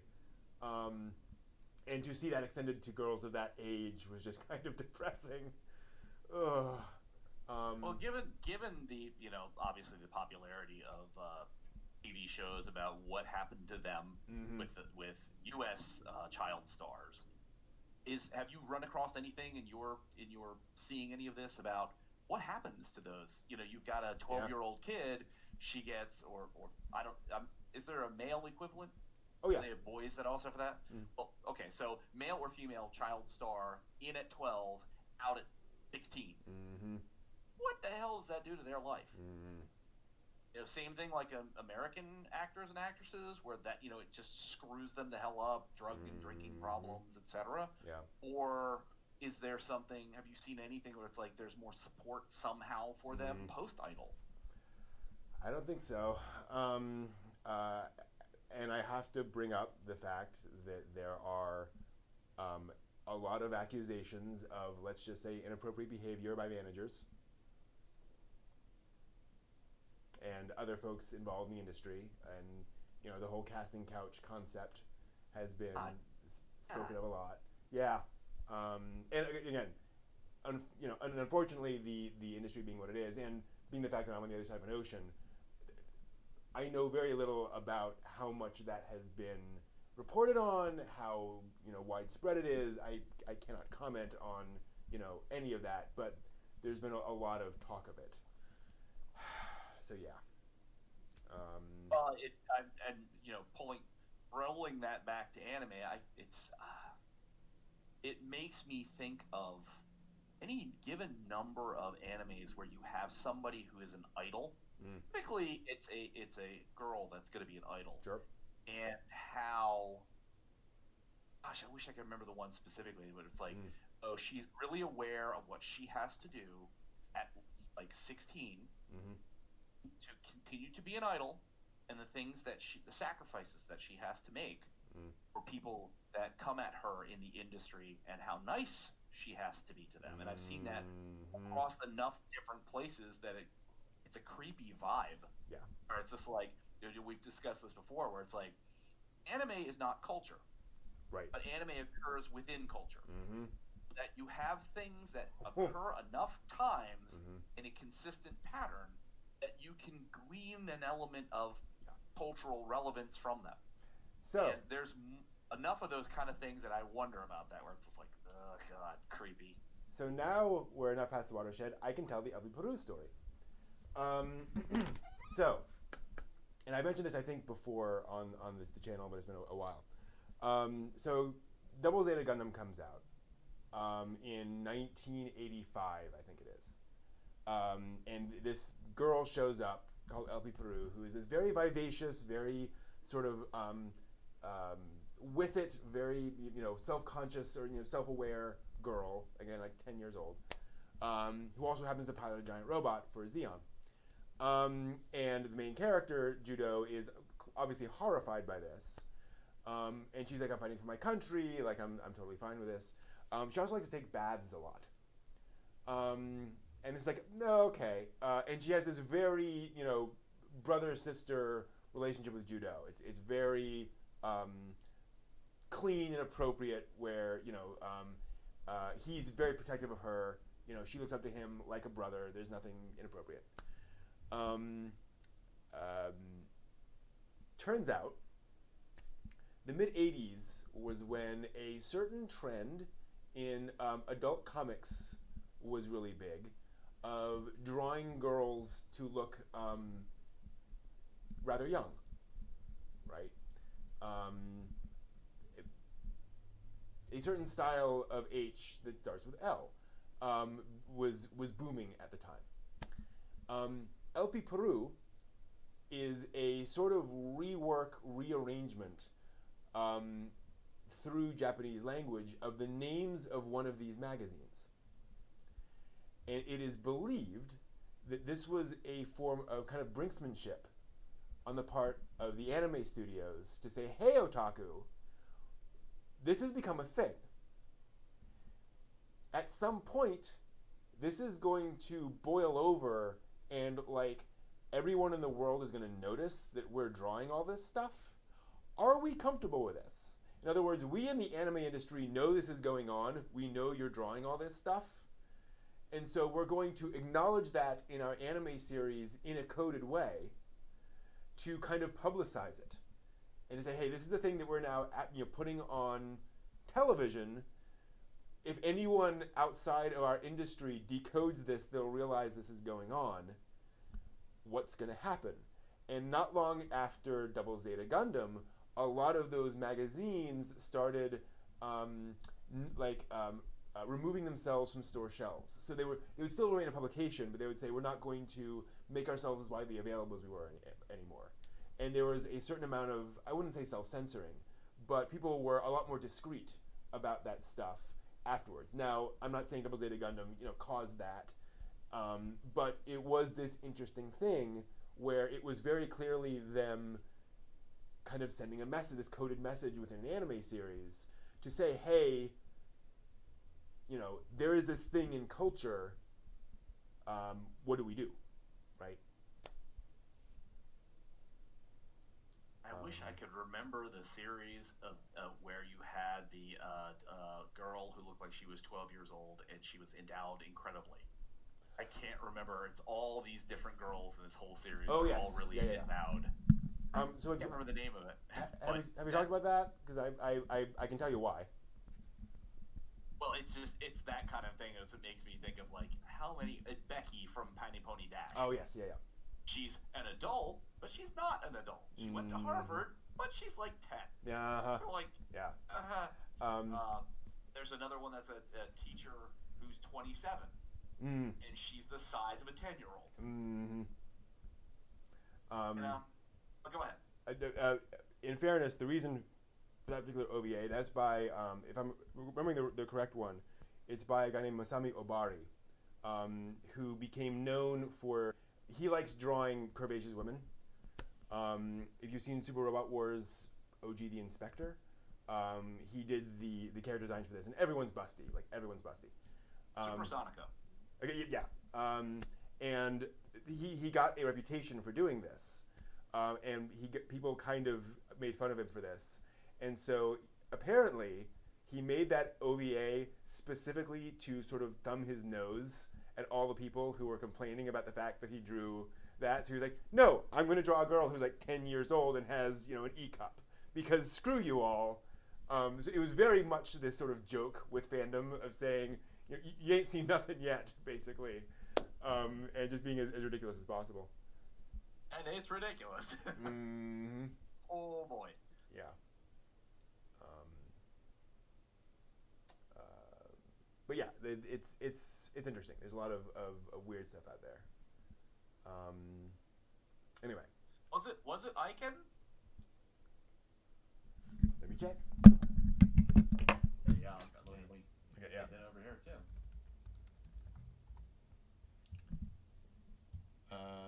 Icon looks about right. Oh hell yeah. Yeah, that's it. Oh, Mm-hmm. Ikenbu Yori I will Mete? Oh yeah, yeah. Mm-hmm. There we go. Well, that was a good call on that one. Well done. I think that was Obari. Let me just double check. If it's not, I'm thinking of something else. Producer, Genco, licensor, Media Blaster, Studio, JC Staff. No, director on that was Kiyotaka Ohata. So I'm thinking of something else. Good job. Oh, wow, there's something else? Oh, good night. Wow, what part of the dark web have you been in? Dark web of anime. Oh, there's a lot out there. Oh, there are things I have downloaded that I then deleted. Wow. I'm like, I'm not comfortable owning this, of having this in my possession. That you were brave enough to even attempt to download it was amazing in and of itself. Yeah, well, it's one of those things where sorry, 1 second. Things got a little, there we go. One of those things where you hear about something, and you're like, oh, I'll check that out. And you check it out, and you're like, oh, that was worse than I thought it was. That was more extreme than I thought it would be. You know, what can you do? Yeah, and granted, Japan has a long tradition of recognizing that, animated characters are not real, and so you don't have to represent reality in anime, and so you can have a girl who's absurdly well endowed at 10 years old or whatever, and that's it's not a commentary on real elementary schoolers in Japan or whatever. But well, like the eternal short skirt issue. Right, there was something. It wasn't Anime News Network. I can't remember what it was. This last week they were talking about anime differences, and they showed an anime slide with everybody had a skirt that was just incredibly micro small, and then next to it they showed girls in like their winter sailor uniforms with the skirts down to like their mid shins. Yeah. Like, aha. Yeah. There's the wish, and then there's the reality. Oh, those poor animators in their little cubicles, animating away, dreaming the life of dreams. Oh boy. Yeah, so you know what Miyazaki did before he did Kiki's Delivery Service, and he one day went out and spent an entire day sitting in public watching girls' skirts. Yeah. That's not a creepy old man thing to do. No. Because he'd never drawn like a girl wearing a dress before. At that scale. Obviously you have Cheetah and other girls like that, but he wanted to get the flow of how a girl's dress falls. So apparently he went out and spent the day. This is part of a documentary, and it's so fascinating seeing people say this and so Miyazaki-san went out and did this. Say Yeah, and like they're clearly saying this is kind of weird, but it's Miyazaki-san, so we're just gonna say it and move on.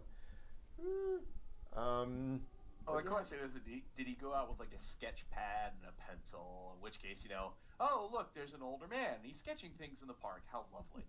Or did he just sit there staring really intensely at like people walking by, where it's like, dude, the creepy old guy's giving you the eye. What's going on over there? In which case, perhaps he spent some time at the local constabulary. Answering questions. So actually, Arc Zero, this was a thing. The length of your skirt was a statement. Girls with very long skirts did have this sort of gang aspect to it, where there was a stereotype that a girl who wore her skirt really, really long was probably a member of a gang. That was more sort of a pop culture thing, as I understand it. It wasn't necessarily like accurate, but it was just kind of the stereotype. And then there was a stereotype that, well, this was kind of true. Girls who wanted to look sexier would fold up their skirts, a little bit, and raise it by a few inches, which gave rise to the whole thing in the 80s of school uniform skirt length and having people out there measuring girls' skirts in front of the schools and all that craziness. Well, I've always found the gang thing funny in anime, where you have the girl gang with all of their like skirts down to like the tops of their shoes, and then you've got the guy gang where they were wearing the almost like overcoat kind of thing, and the hat, and they've got the little little like clover piece hanging out. It's just like it's The giant pompadour. And again, it's like, okay, anime culture, anime. Look, did any of this actually happen? Did people actually do this crap? Well, You know, my girlfriend is a gal. oh yeah. That's not that specifically, but that sort of raised more of the consciousness and got me to look in what was the gayu or gal kind of movement, and what you know, what did this entail? And boy, there's some of the pictures of people involved in that are just neon pastels and oh boy, wow. Yeah. Yeah. Well, and one of the other complexities is that the whole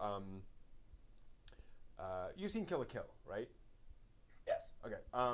So Kill la Kill is an example of, and I'm gonna murder the term, but it's a genre of like hell schools, basically, where you know you go to a school and it's being run by this incredibly overbearing student council, where if you do the least thing wrong, they like take you down to the basement and like beat you up, right? It's that prison school. Right, exactly. The yeah. reform school in Akira, the school in Great Teacher Onazuki. Yep.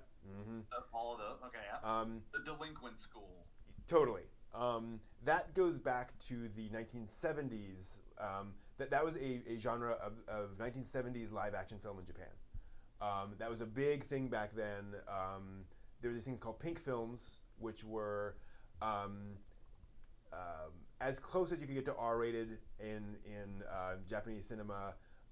So there would be some sexuality, some violence, and so forth. And one of the very common things, kind of like we had the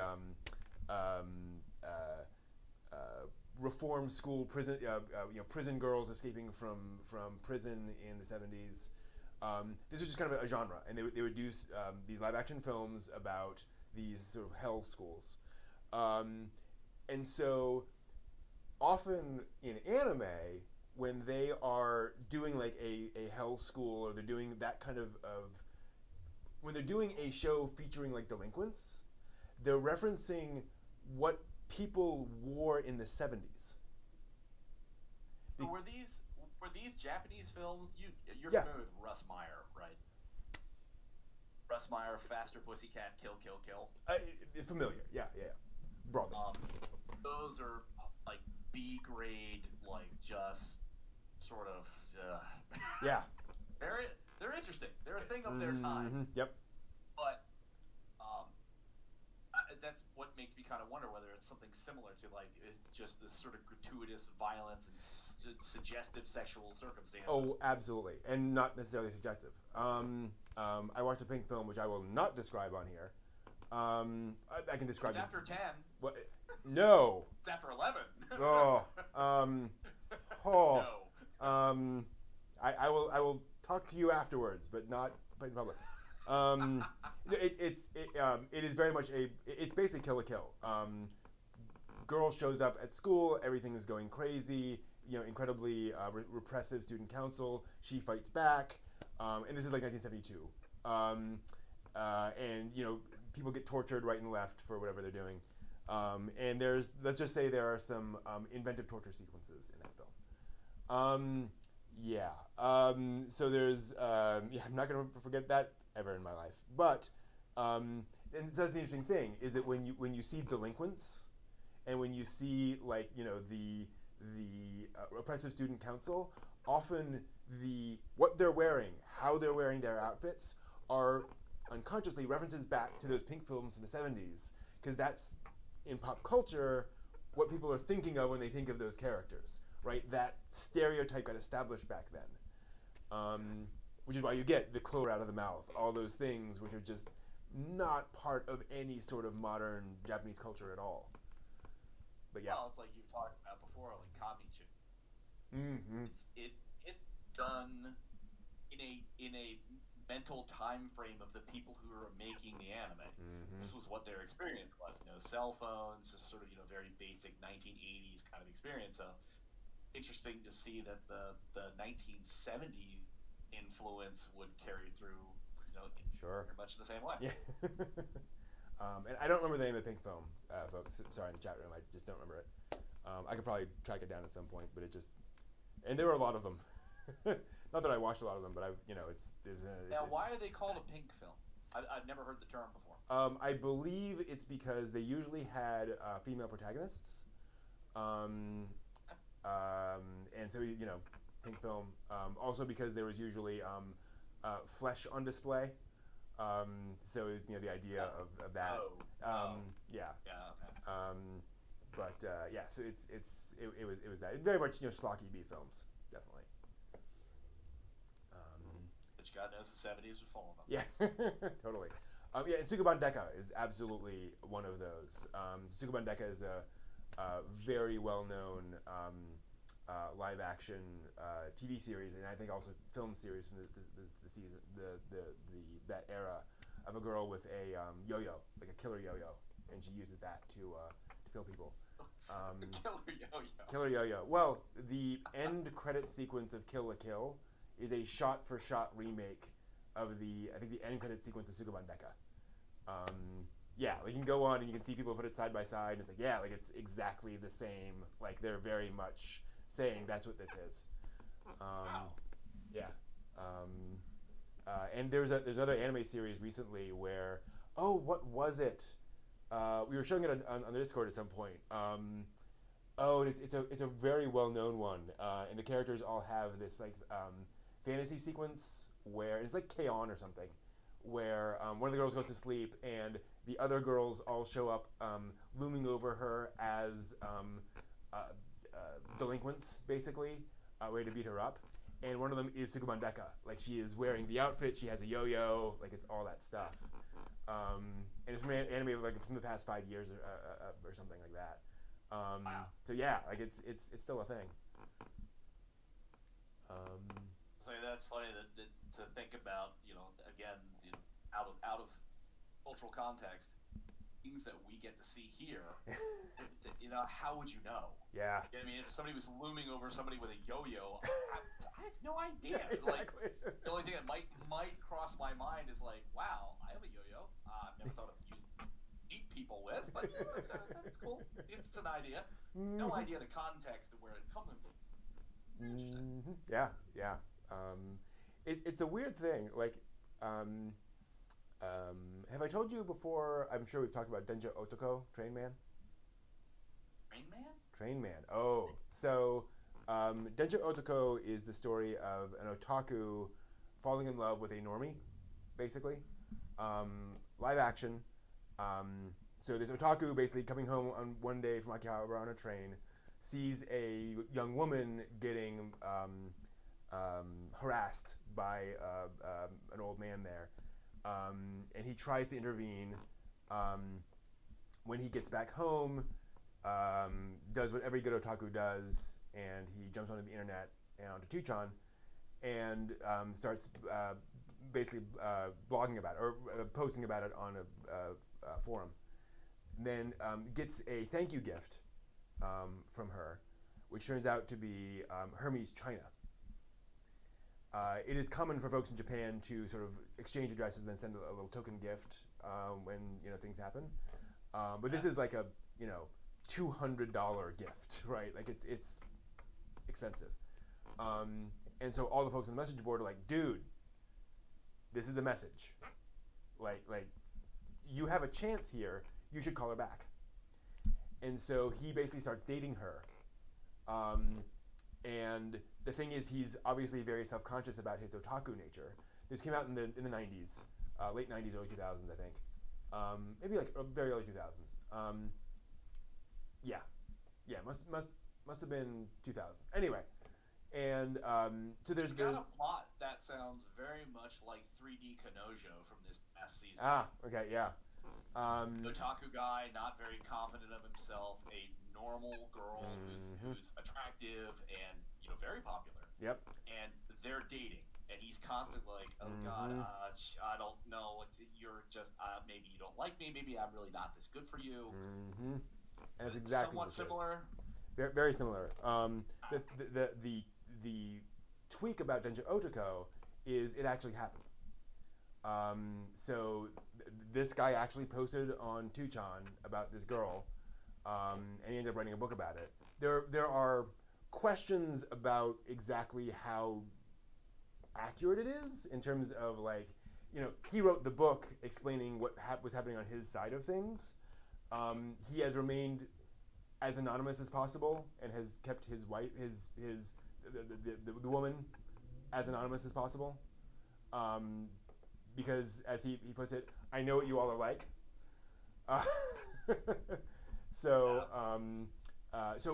we can't verify basically, how the exact accuracy of all these different details. But where am I going with this? We were talking about.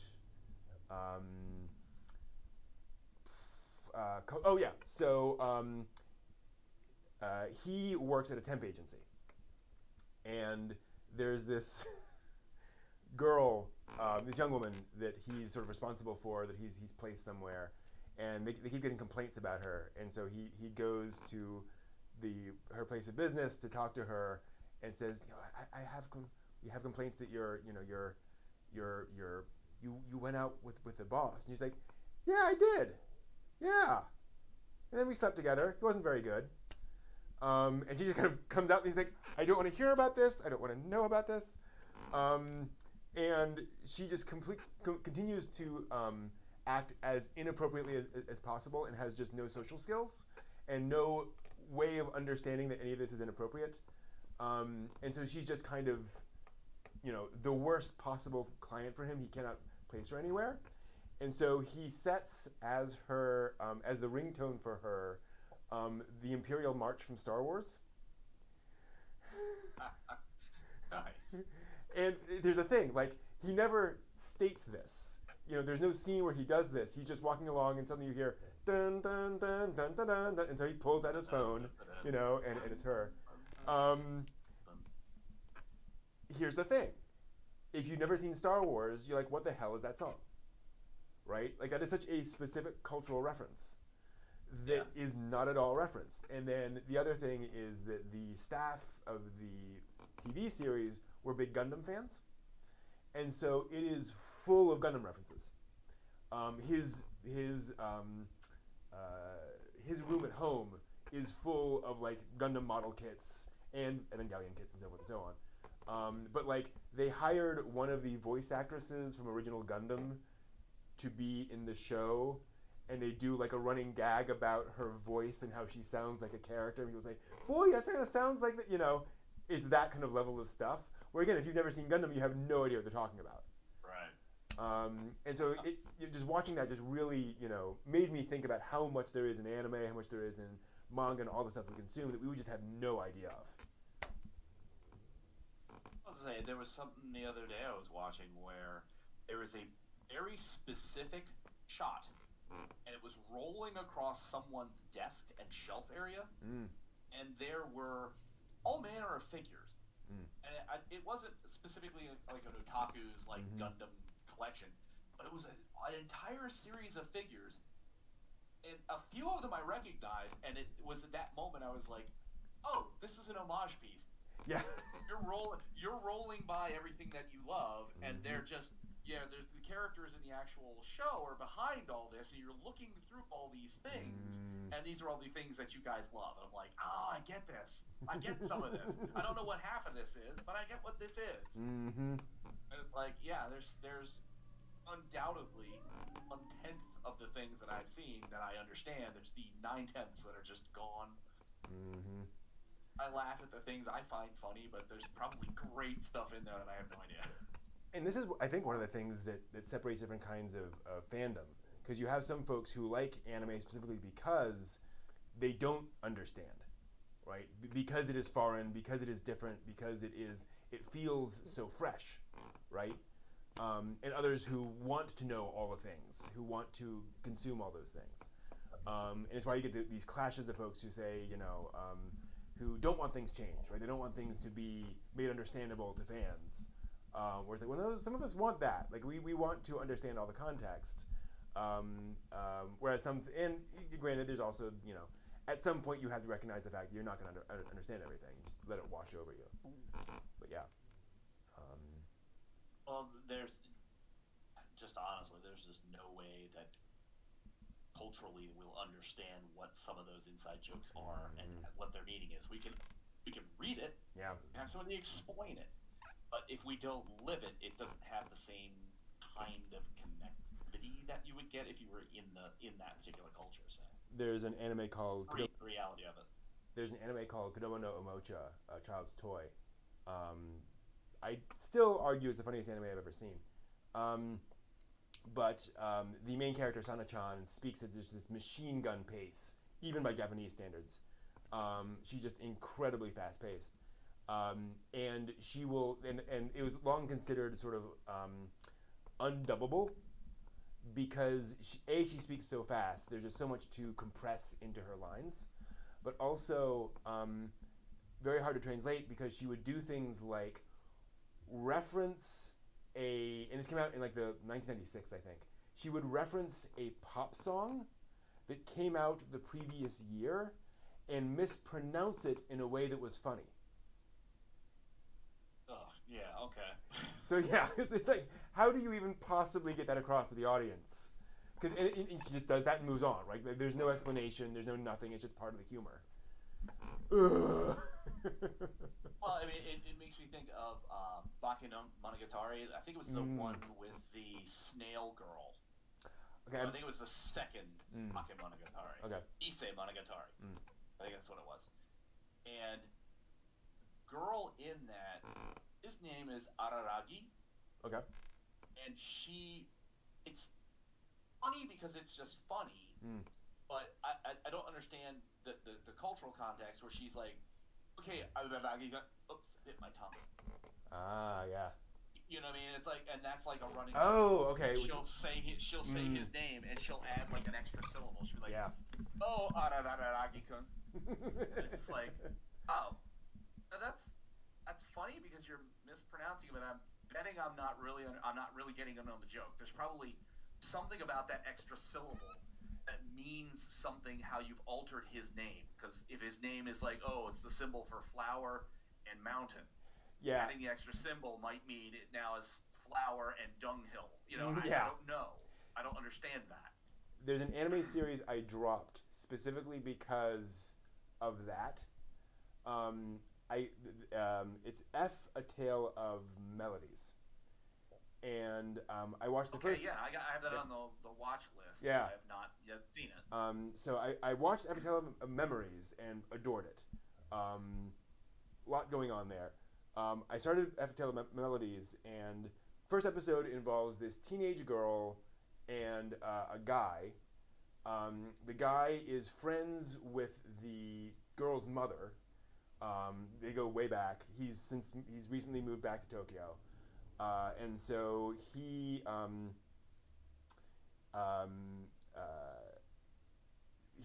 meets with her, and then mother has to go somewhere, and she basically says, would you mind if my daughter stays here with you for like the afternoon, and I'll be back in a couple hours. And there's some commentary back and forth between them as, do you trust me with your daughter? And ha ha ha ha, whatever. Okay. And they make it clear that like they've known each other for years and years. There's no danger of that whatsoever. Okay, good. And his apartment is full of masks, which isn't creepy at all.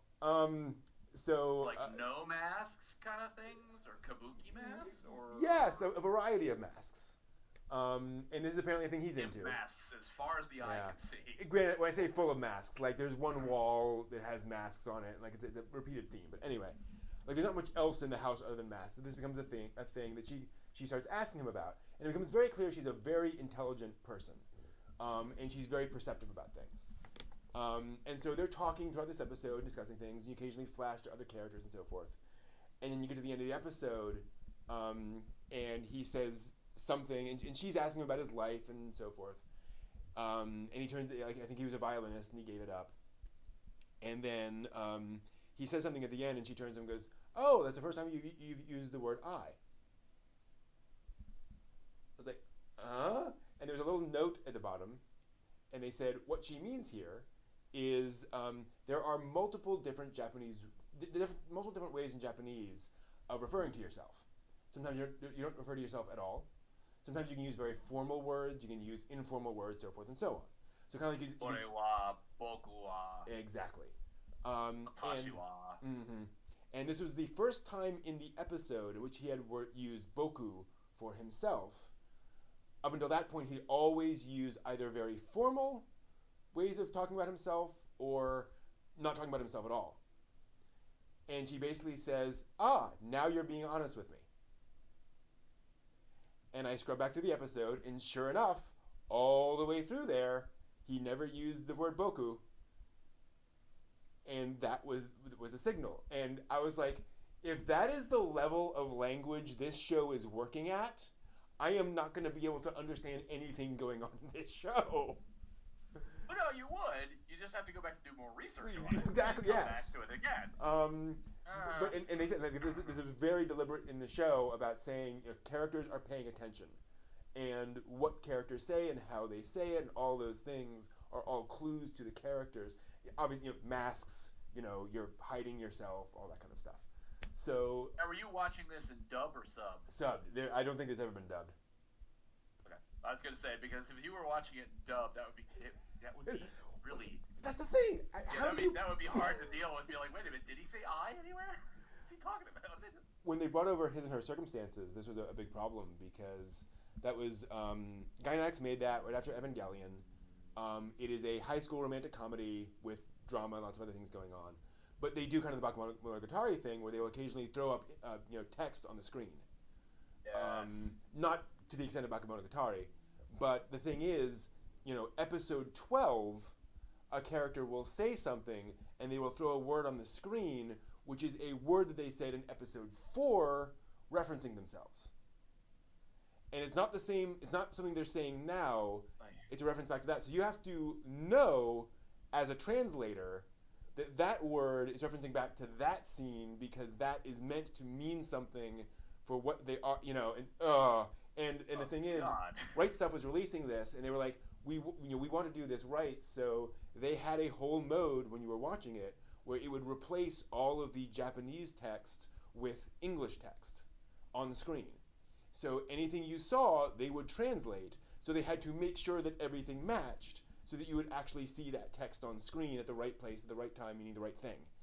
And by the way, Japanese words don't mean the same thing as English. There's no exact match. The contextual thing that gets you every time. Yeah.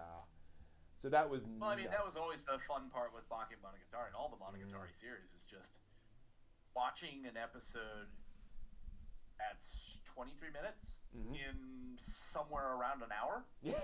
Yeah. Because you have to stop and watch what the hell is in the background and what is, is this a poem they're writing in the background? What is it? What am I looking at?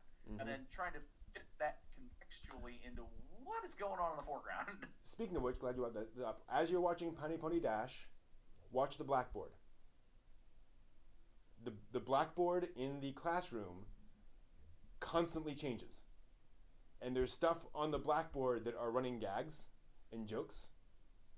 And it's not, you're not supposed to pay attention to it, but if you are looking on there, you will occasionally see things that are making fun of what's going on or references to things, so forth and so on. So just be aware of that. And they do that in Nichijou too. Yeah, I think they did. I think there's because I've noticed that there's in a lot of series where you have a blackboard, you will occasionally see nothing. Occasionally you'll see things like, duty officer of the day, and then other times I can't remember what it was, but the main romantic couple, there was a little umbrella drawing on the blackboard that had their names. Nice. It's just like, wait a minute. Oh, that obviously, the normal school classroom, I'm assuming, would not have doodles. You know what I mean? So it's like, that's kind of cute. You guys kind of reference that over. Yeah. Yeah, that is cool. Yeah, and the folks in the chat room are pointing out exactly a bugaboo of mine is this idea of literal translations. I just want the literal translation of Japanese. There's no such thing. That's it's like asking for a literal translation of French. We all know that there are multiple ways of getting things across. Translation's hard and complicated, and there are many ways of expressing things depending on how you go about it. I think I actually would want to see someone word for word, non-contextually, do a translation. Mm-hmm. So that, someone says "oku," say "I," and then they say "wa," and then they put a dash. It's like word for word, because I'm sure that would be not unlike Google Translate about 5 years ago, where nonsensical crap. Well, Crispin Freeman talks about how this is one of the problems they have with dubbing, is that often what they'll get for this is the typical thing. What they get for dubbing is a very straight translation, meaning that it is somebody who is taking just lines of dialogue and translating them one by one. So the dialogue, on its own is fine, but it's not working into the meaning of the scene, the emotion of the scene, the expression of the characters, much less cultural contextual cues. Where swearing is a great example. Where in Bacano, for example, these characters are all gangsters. They're going to have a rougher, set of words they're using than the average person. And so Japanese may not have foul language in it, but you would expect there to be some level of foul language. But on the flip side, when you see, average Japanese people dropping F-bombs all the time, it's like, that's probably not in the original, just saying,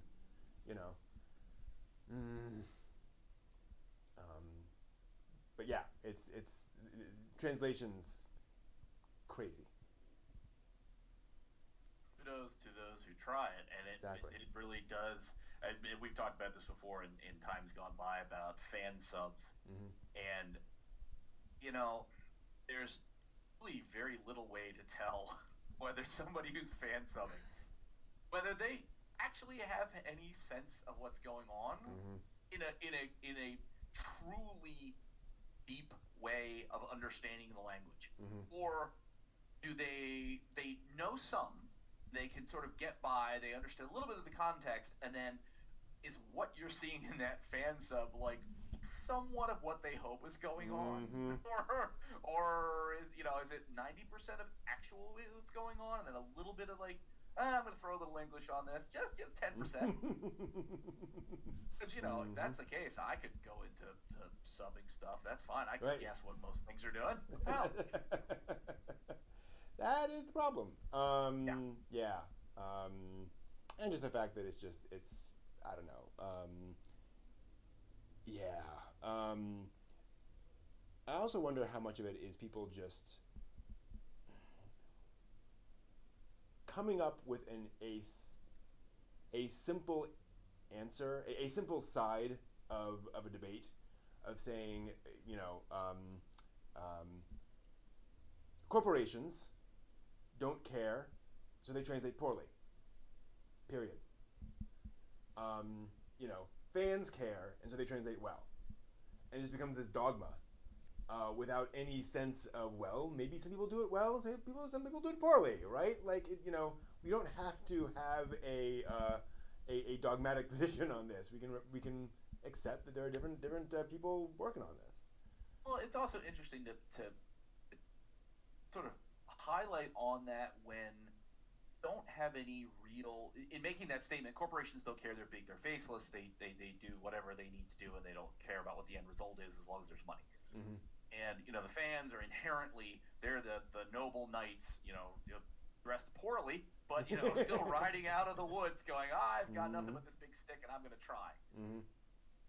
That totally avoids the issue about, regardless of the corporation, regardless of the fan, what's the vetting? What's the vetting that goes on here?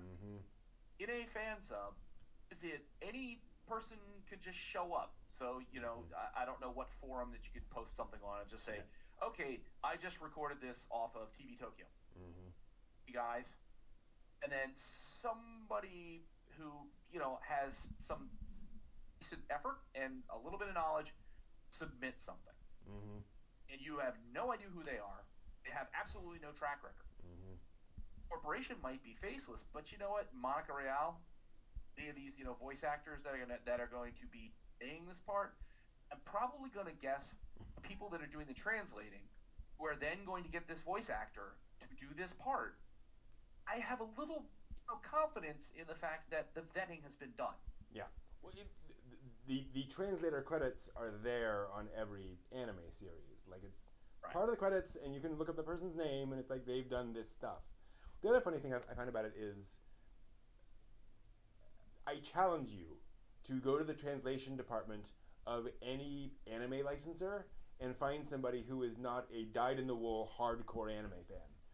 You know, who do you think signs up to translate anime? You know, it's not the people who hate Japanese. It's the folks who love this stuff and want to translate it.